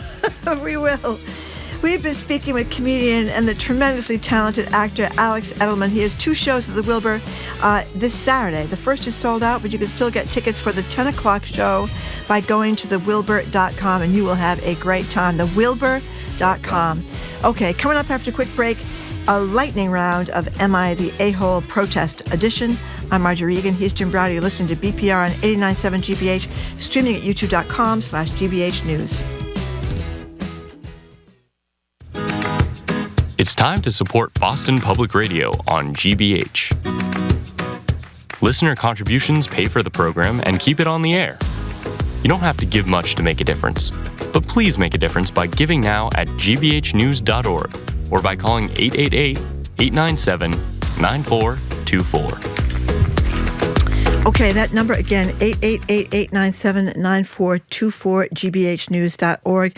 This is day 2 of our pledge drive, and we have these pledge drives a few times a year so that we do not have to play commercials, which would be very distressing for all of us. And this is a particularly fraught time for GBH and all the other NPR stations and public radio and public TV, because the government has taken away the funding that we've had forever and ever and ever. So we are even more grateful to the generosity of our listeners. If you would like to donate today, we have a wonderful gift. It is the new and improved, the second generation, Jim, Eton emergency crank radio. Explain why it's a second generation, Marty. You've done some research. It is a second generation because it has gadgets on it that it didn't used to have. It has this big, huge, really impressive battery. It has a more soothing crank sound, if you can hear it in a little bit. But the big thing is... And the crank gives it the energy so that even if there's a power outage, right. you have all the benefits of the Eton new emergency Odyssey crank radio, correct? But I think the big thing is if you're in a hurricane and you're somehow under a pile of sand and you have the Eton crank radio, the rescuers know you're there because you will have the SOS on the Eton crank radio so people can come find you if there's any kind of situation about you being kind of lost, Jim. What do I think? 888-897-9424. gbhnews.org. This is the time to put up. I mean, as we've said throughout the day, we used to say to you, only a small percentage of our money comes from the feds. We're primarily dependent on you, overwhelmingly dependent on you. Well, everybody who works here, on air or off air, which makes the on air possible, is now totally dependent on you and other non-government contributors because, you know, the feds took a walk because Donald Trump demanded it, and the Corporation for Public Broadcasting, which funded NPR and PBS, does that no more because it has no money. So here's your opportunity to show how much you care about the work that our colleagues do by calling 888-897-9424 or gbhnews.org. Jim, one of the texters wants the GBH Dickie. What's... We're going to get that. I mean, just stay tuned. You never know what's going to happen in the future. By the way, this emergency crank radio thing is actually valuable. It's great. And it's a good thing. It's good looking and it's substantial. I don't know and if I think it's good looking. It is. It's very attractive. What's good looking about it? It's black and red. It looks nice. Black and red, yeah. 888-897-9424, gbhnews.org.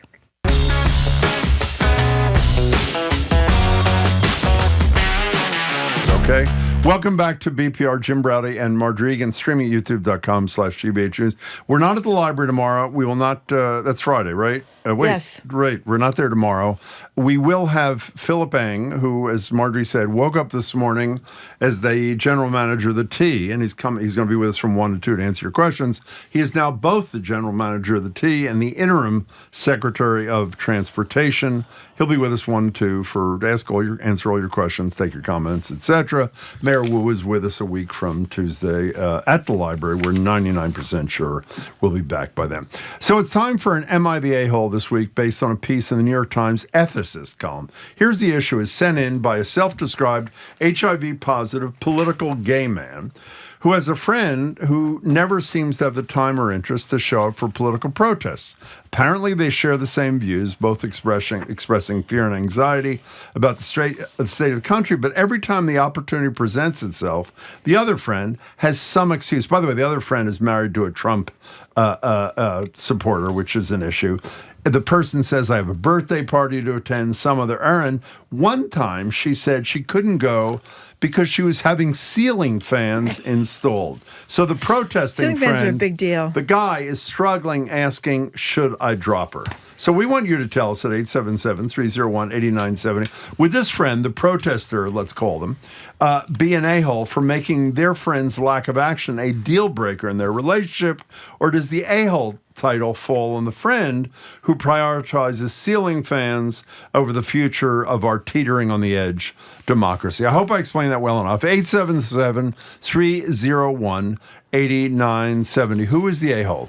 Well, I think it would be the person that doesn't go, the person that's married to the Trumpster, as the answer to this question, the ethicist answers it, has a few points which makes them seem a little bit less a-holy,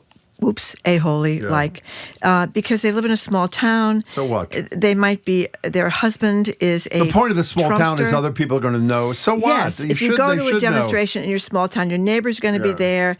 You're going to see them at the protest, or they'll be appalled that you're at the protest, or you'll see them at the school board or the supermarket. So it might mean, disapproval. It might even mean ostracism. So that puts a little edge. It's not as if you live in a bigger place. So what are you saying? The a-hole is the guy who is going to the protest asked who's upset with his friend? I think in this Marjorie has day, no answer and I here. don't. This is a hard one because in It's this not day, a hard one. Okay. When go ahead. democracy is falling apart, Okay. you chose to marry the Trump guy. I mean, it is what it is. You chose to live in a small town. If democracy is coming apart and you care about it as much as this guy says this woman does, you show up. End of discussion. She's the a-hole. 877-301-8970 is the number. Marjorie's offended. I can tell by looking I at think her there face. are people who won't show up. I hope they do, but I think there are people who won't show up tomorrow because they're afraid of protests in general. I think they won't show up because they are people of color or they're Latino and they're worried about ICE. So I think there are people that have, this is not the situation. She's not for either this. of those things. She's not either of those She's having things. a ceiling fan She's having- installed. That's her disability. Well, I'm very attached to my ceiling fans. I love Jim. ceiling fans. I really couldn't live without my ceiling fans. I have the ceiling fans gone. Do you know you should change the switch so they turn one way in the summer and a different way in the winter? I do know how to do that. Do you know that? I do. I had them for 10 years before I knew that. But you know what happened? Now I lost know. my remote to one of them. Okay, we don't give a crap about your opinion. Well, actually, maybe I shouldn't talk about that then. She makes a good point. Yeah, if you lost your remote, you can't stand up and turn it on. Well, she said she doesn't give a crap about my opinion, so I'm not going to do it. 877-301-8970. Marjorie took us off course, as always. The question is, who is the a-hole? The guy who is deeply concerned about the state of the country and is upset, maybe it's a deal breaker in their relationship, with his friend who is not going to the rally because of her husband and because she lives in a small town and because she needs ceiling fans? Or is she the a-hole because she's using these ridiculous excuses to not participate in an important part of democracy, Yeah. You think that part of this is that we protest now via Twitter or that's or not social, has not to do social with this media. case. She's avoiding it because she chose to marry this guy.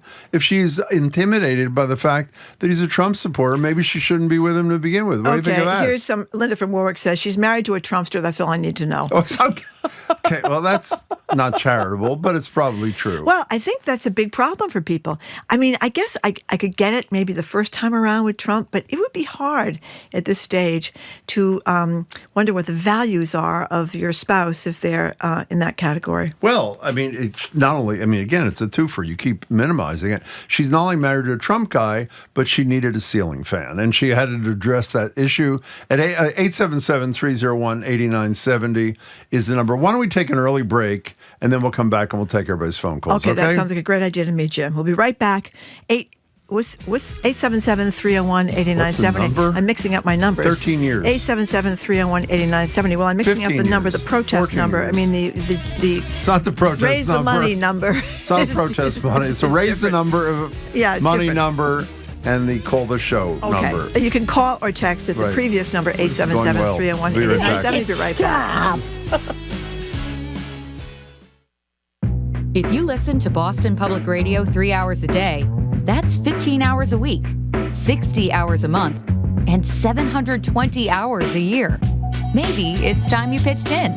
Call 888-897-9424 or give online at gbhnews.org. Let me read you a couple of comments from people who've already made contributions today at 888-897-9424 gbhnews.org. I may have read some of these earlier. I'm sorry if we did.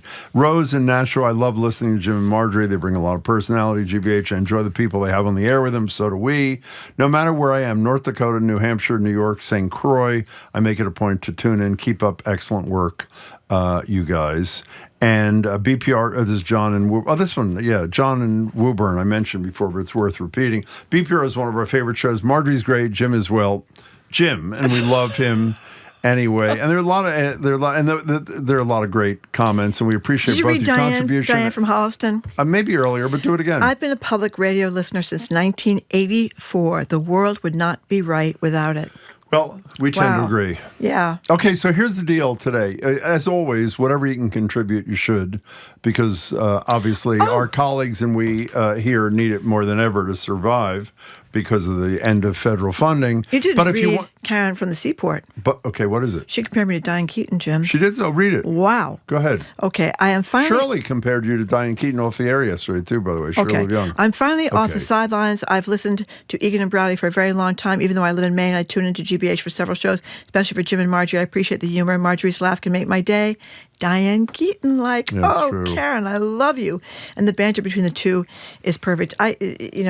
She just passed away at 79, and I think a lot of us were shocked because, especially women, I think were shocked. Okay. Anyway. So as I was saying, $12.50 a month. No, it's fine. It was an important, really, thing to read. It was a very nice note, especially when I was in the middle of a sentence.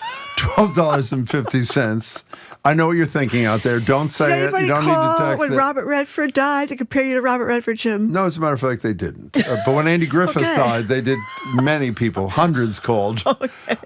No, and when Opie dies, then it's really when the guy had Curb Your Enthusiasm dies. Larry David. That's like a really bad Larry joke. David, I know you're gonna what get you the think the common comparisons. link is. And when Alex Edelman, okay, fine. Okay. Not Alex Edelman. $12.50 a month or $150 all at once. You get this fabulous new and improved. What is it called? Eton Crank Radio. No, it is not. Odyssey. Eton The Odyssey Crank Radio. And when we come back in a couple of minutes, assuming they let us, we will tell you why it is new and improved. But in the interim, make a call, 888. This is the money-giving number, to quote Marjorie, 888-897-9424, gbhnews.org.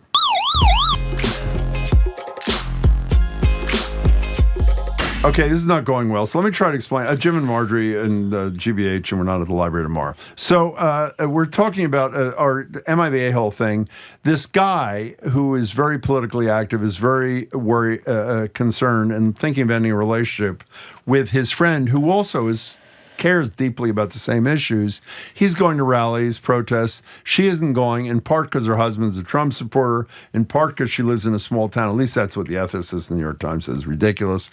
And because she needs to have ceiling fans installed. Okay. And we want to know who's the a-hole, the woman who's using every avoidance technique to not act on her beliefs, or the guy who's thinking of ending the relationship because she is not whatever. We have, incidentally, this is also exclusive, we apparently have sound of the woman who will not join the protest. Here it is. I don't care. Exactly. I don't care. Okay, one of our great callers yesterday ever. Nick Okay, in I have a Hartford. couple of texts. Oh, sorry. Nick, stick around a second. Anyone who is so controlling they think others must think and act the way they do is the a-hole. That's one. And here's the second one. Let's put it this way. You won't need ceiling fans if you're living in an effing gulag. That's a good one, too. Nick in Hartford, thanks for calling. Welcome to the show. Who's the a-hole? All right. So I'm just going to say this. I've called in many times. We know you and have. I think I think I've made it pretty clear that I think you really need to put your money where your mouth is and stay consistent and vocal when you truly believe in something. That being said, I understand the frustrations of the person that wants their friend to go to these protests. I don't really think either is an a-hole here. Mm-hmm. What I would say is that the biggest a-hole here are the feds. And frankly, it's selfish for me today because the more they cut your funding, the more I have to hear these sirens and you guys do these Ron Popeil pitches for radios. So just stop worrying about who's an a-hole in this scenario and don't do whatever you can to shout. Wait a minute, Nick, you mean you don't like the siren? Is that what you're telling me? Should I not play it again? Oh, let me backtrack. It's a wonderful feature, and everyone should donate, if only to have this. Thank you. Okay, Marjorie. Hey, Nick, you're one of our favorite callers. Yes, thank as you, always, Nick. you really nailed it. Thank you very much for your call. We appreciate That's it. why we had to add the siren this year. You know why? What? Because it's an emergency, Jim. Okay, so here is an interesting text from one of our angry colleagues in the control room. Interesting that Jim thinks this is a deal breaker. Marjorie was at the No Kings rally in June. Jim, were you? Were you? 877. Not talking about this. 30. Exactly. She speaks for me completely. Well, you know something? By the way, Marjorie, we had this discussion yesterday. In a moment is here. Marjorie went as a journalist. We can't participate as participants in these protests. We can do our jobs at these things. And you know something?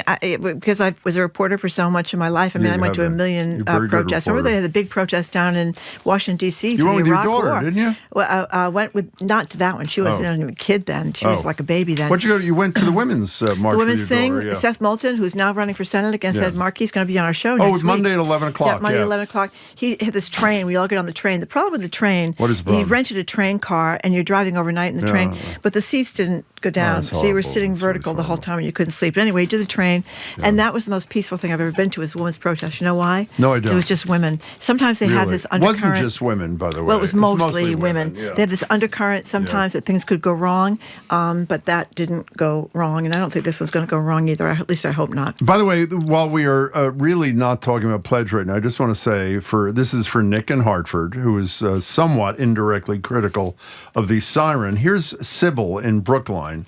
Marjorie has done such a great job marketing the radio. I had to make an additional donation. Thank you. So Thank there you Sybil. go. Okay. You know, it makes a good stocking stuffer. It does. If you have a stocking the size of a tub. Yeah. Okay, Peter in Rhode Island, welcome to the show. Hi, Peter.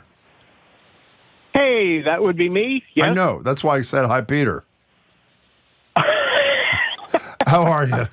Go ahead, Peter. I am fine. If I'm not, I'm assuming that I'm on the air with you. You are. Now. That would be correct. Yes, you are, Peter. Thank you for calling.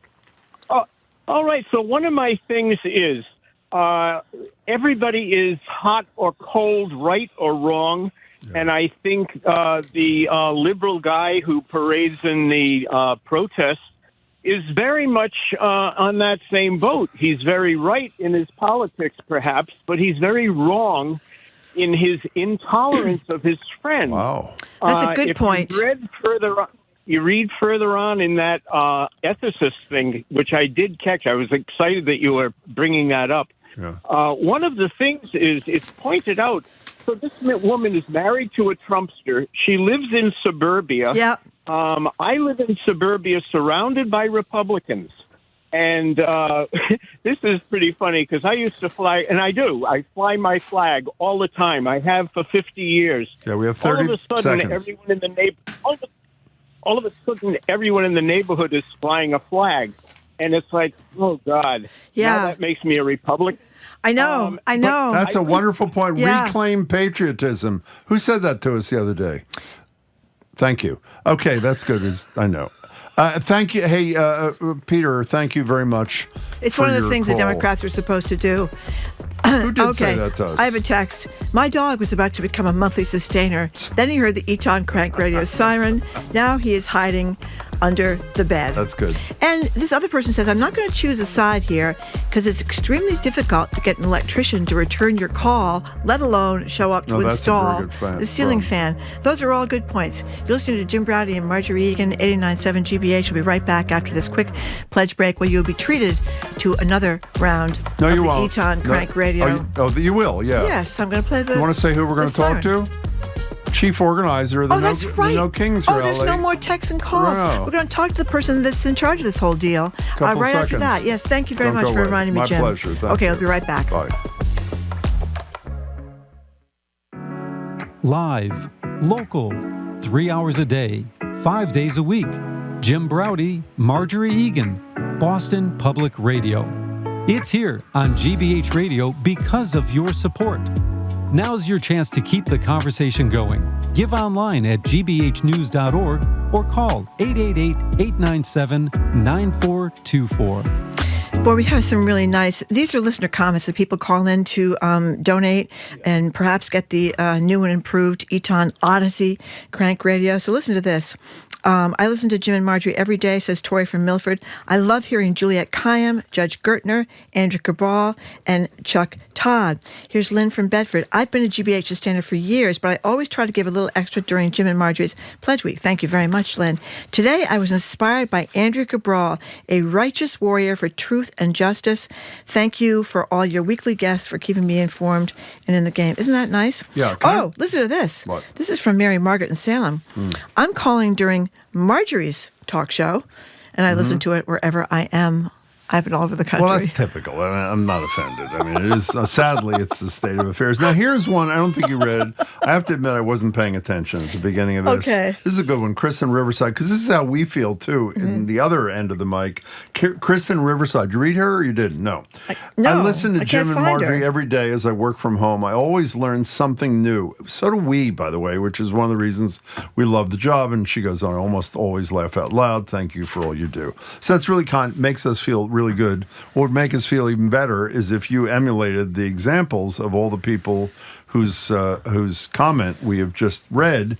To make that comment, prior to that, they made a contribution of whatever amount they could afford, if it was appropriate, at 888-897-9424 or at WGBH.org. Okay. Oh, Marjorie's got Warn to the do dogs. This. Warn the dogs. This is coming. Okay, go ahead. Now, this is another example of Marjorie's childishness in the face of a serious issue. When I assume you know if you listen to the show, Marjorie gets stuck on things like a little kid. She is stuck on when Jamie showed her it had a siren.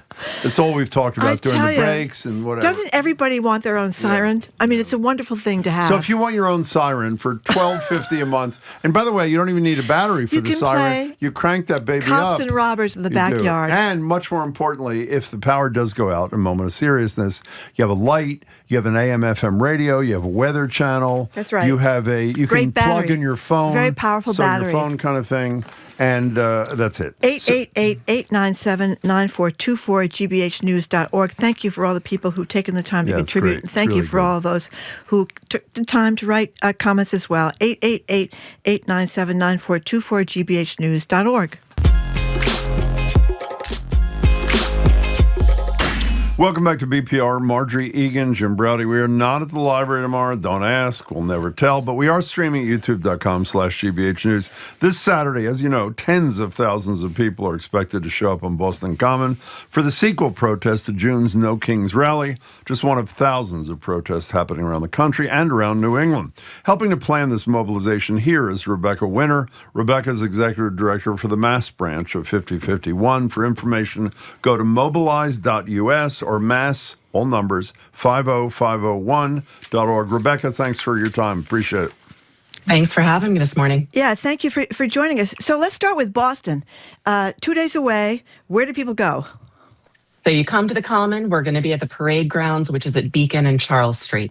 Okay. No march this year, just rally, yes? No march, and it's not a traditional rally either. We want people to learn how to make this action sustainable. So we're going to have 30 different tables set up with organizers to teach you how to do activism nonviolently. And we're going to have a main stage with not a lot of talking heads, but a lot of performers. Tell us about those tables, because I was going to get to the fact that I think this is fabulous, but I'm always whining about the fact that there's not enough follow-up, that one great day is not enough.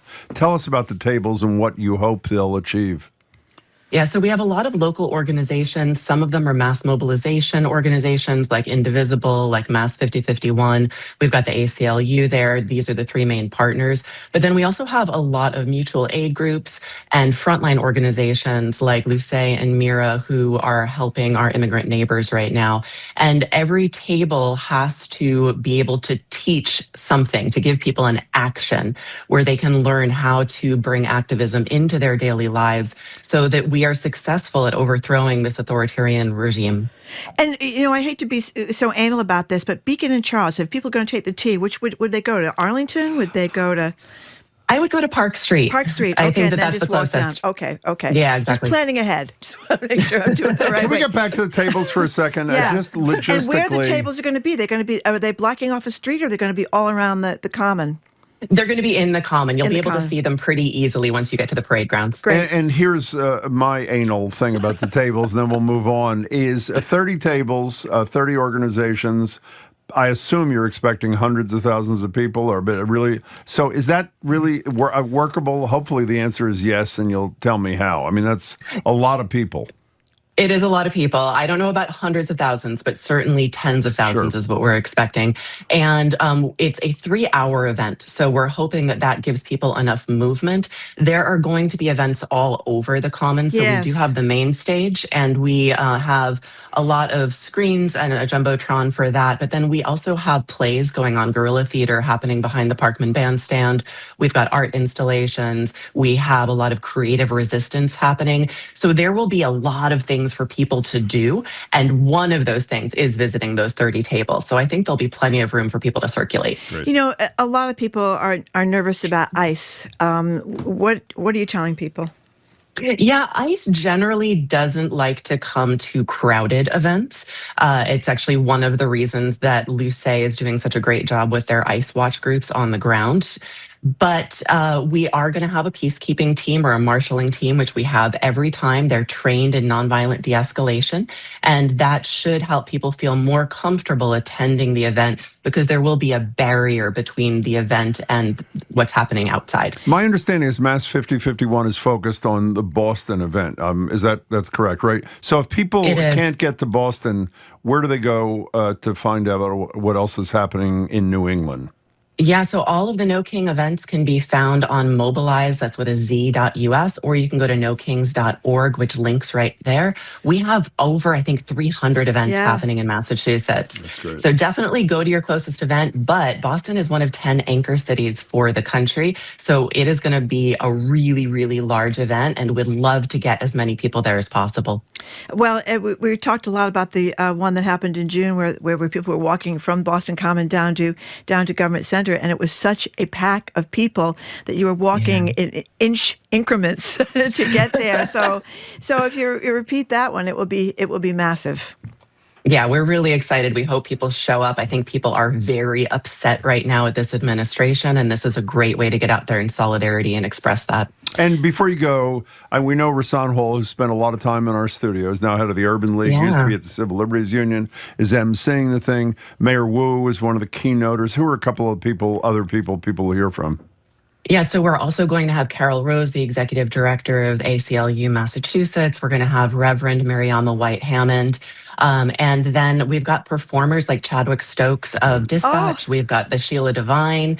So again, it's not just talking heads. We want people to come out and experience all sorts of performance. Rebecca, I'm sorry. One last thing. Just give us the websites again. We'll give them too, but just give them again so people know for info. Yeah, nokings.org and mobilize.us. Great. Rebecca, good luck on Saturday. Really appreciate your time. Yeah, thank you very much for joining us. Have a good one. You too. We've been speaking with Mass 5051 Executive Director Rebecca Winter. The upcoming No Kings rally this Saturday, it starts at 10 o'clock in the morning at Boston Common, correct? I think it's noon to 3. 12. Noon to 3. It's noon to 3. Okay, it's noon to 3 at Boston Common. For information, go to mobilize.us or mass5051.org. Thank you very much for joining us. Thanks for listening to another edition of Boston Public Radio. You can keep up with us 24/7 by way of our podcast or check out our TikTok page at Boston Public Radio. Tomorrow, as Jim said, we're not going to be at the Boston Public Library tomorrow, but we are going to be joined by former Washington Post editor Marty Baron for our media analysis segment Press Play. Also, NBC 10 Boston, Sue O'Connell, Live Music Friday with the Boston Lyric Opera, and Philip Eng, who runs the T from 1 to 2. I want to thank our crew, Zoe Matthews, Aidan Conley, Nicole Garcia, Hannah Loss. Additional support from Mira Donaldson. Brad Lewis ran our YouTube stream. Our engineer, John, the Clark Parker, our executive producer, Jamie Bologna. Stay tuned to The Culture Show with Jared Bowen, starting immediately after us on 89.7 GBH. Boston Public Radio today was made possible by our listener contributors and local businesses. That support is the only way to keep Boston Public Radio on the radio. So please do your part by giving during our fall membership drive online at gbhnews.org or by calling 888-897-9424. I'm Maeve Buckley, and I'm joined by Melissa Jones. We're looking for 10 more people in the next 7 minutes to give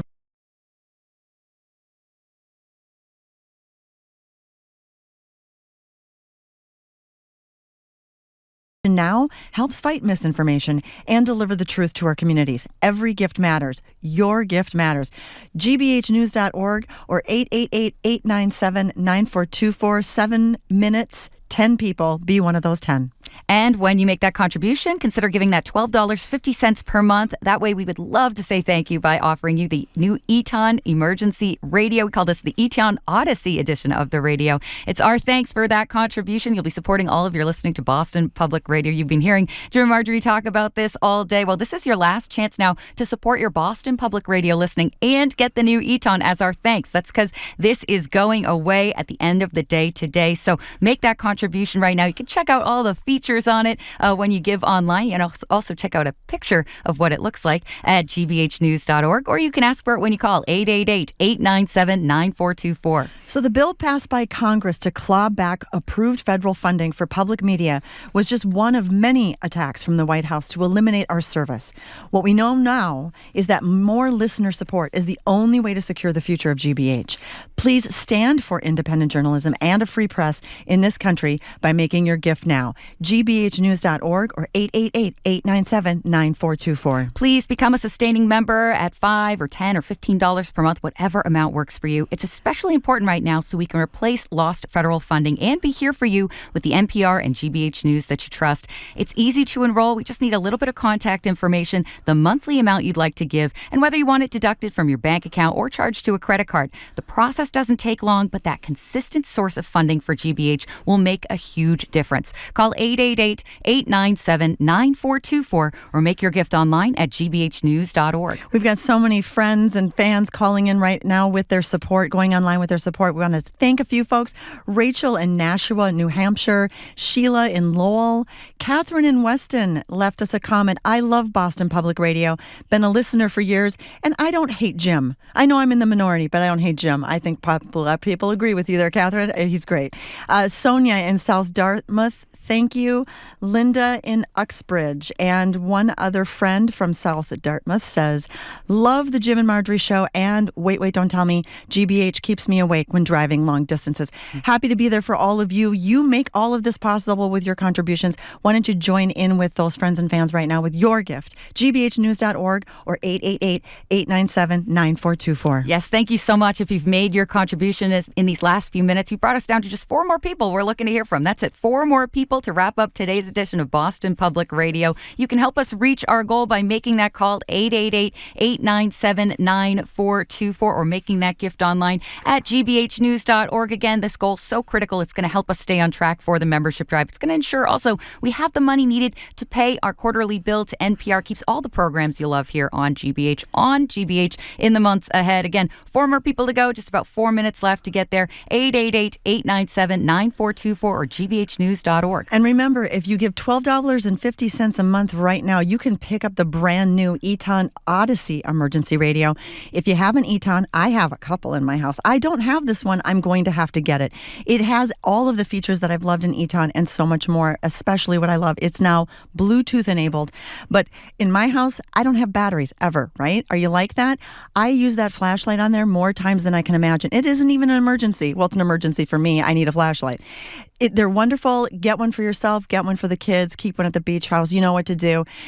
$12.50 a month. Give right now and ask for that Eton radio. gbhnews.org or 888-897-9424. Thank you so much again. If you've made a gift, we heard from LJ in Whitensville, who said public broadcasting is more important than ever. We also heard from Matthew in Leominster, who says, at 33, I know I might be on the slightly younger side of the listening spectrum, but I've been tuning in for years. I trust Jim, Marjorie, and GBH to stand up for my values. Honest news is extremely important to me. Thank you so much, Matthew and LJ. Join them. Help us reach our goal here, 888-897-9424, or give online at gbhnews.org. So many great thank yous and comments. If those resonate with you and you've got your own, forming in your head right now, take this opportunity to go online, leave that comment for us, and think about becoming a sustainer right now, because that's a really great way for both of us for you to give. So for you, it's automatic. It happens every month. It's in the amount that you choose from your bank account or credit card. For us, it creates a steady stream of revenue that we can count count on and plan on, which is more important than ever before.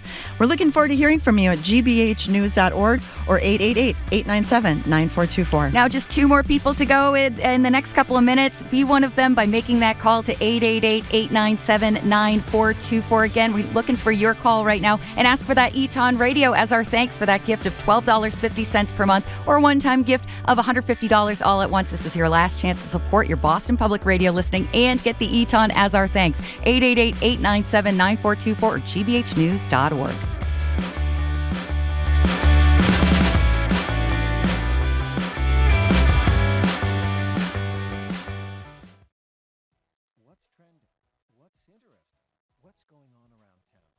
We're talking all things arts and culture on The Culture Show, next on GBH 89.7. Funding for our programs comes from you and the DeMoore McKim School of Business at Northeastern University, where MBA and master's degree students can build vital business skills through experience. Learn more at northeastern.edu/business. And Global View Communications, providing customized inclusion business strategy, market research, and recruiting solutions for over 25 years. Global View Communications. Inclusion, it's worth it.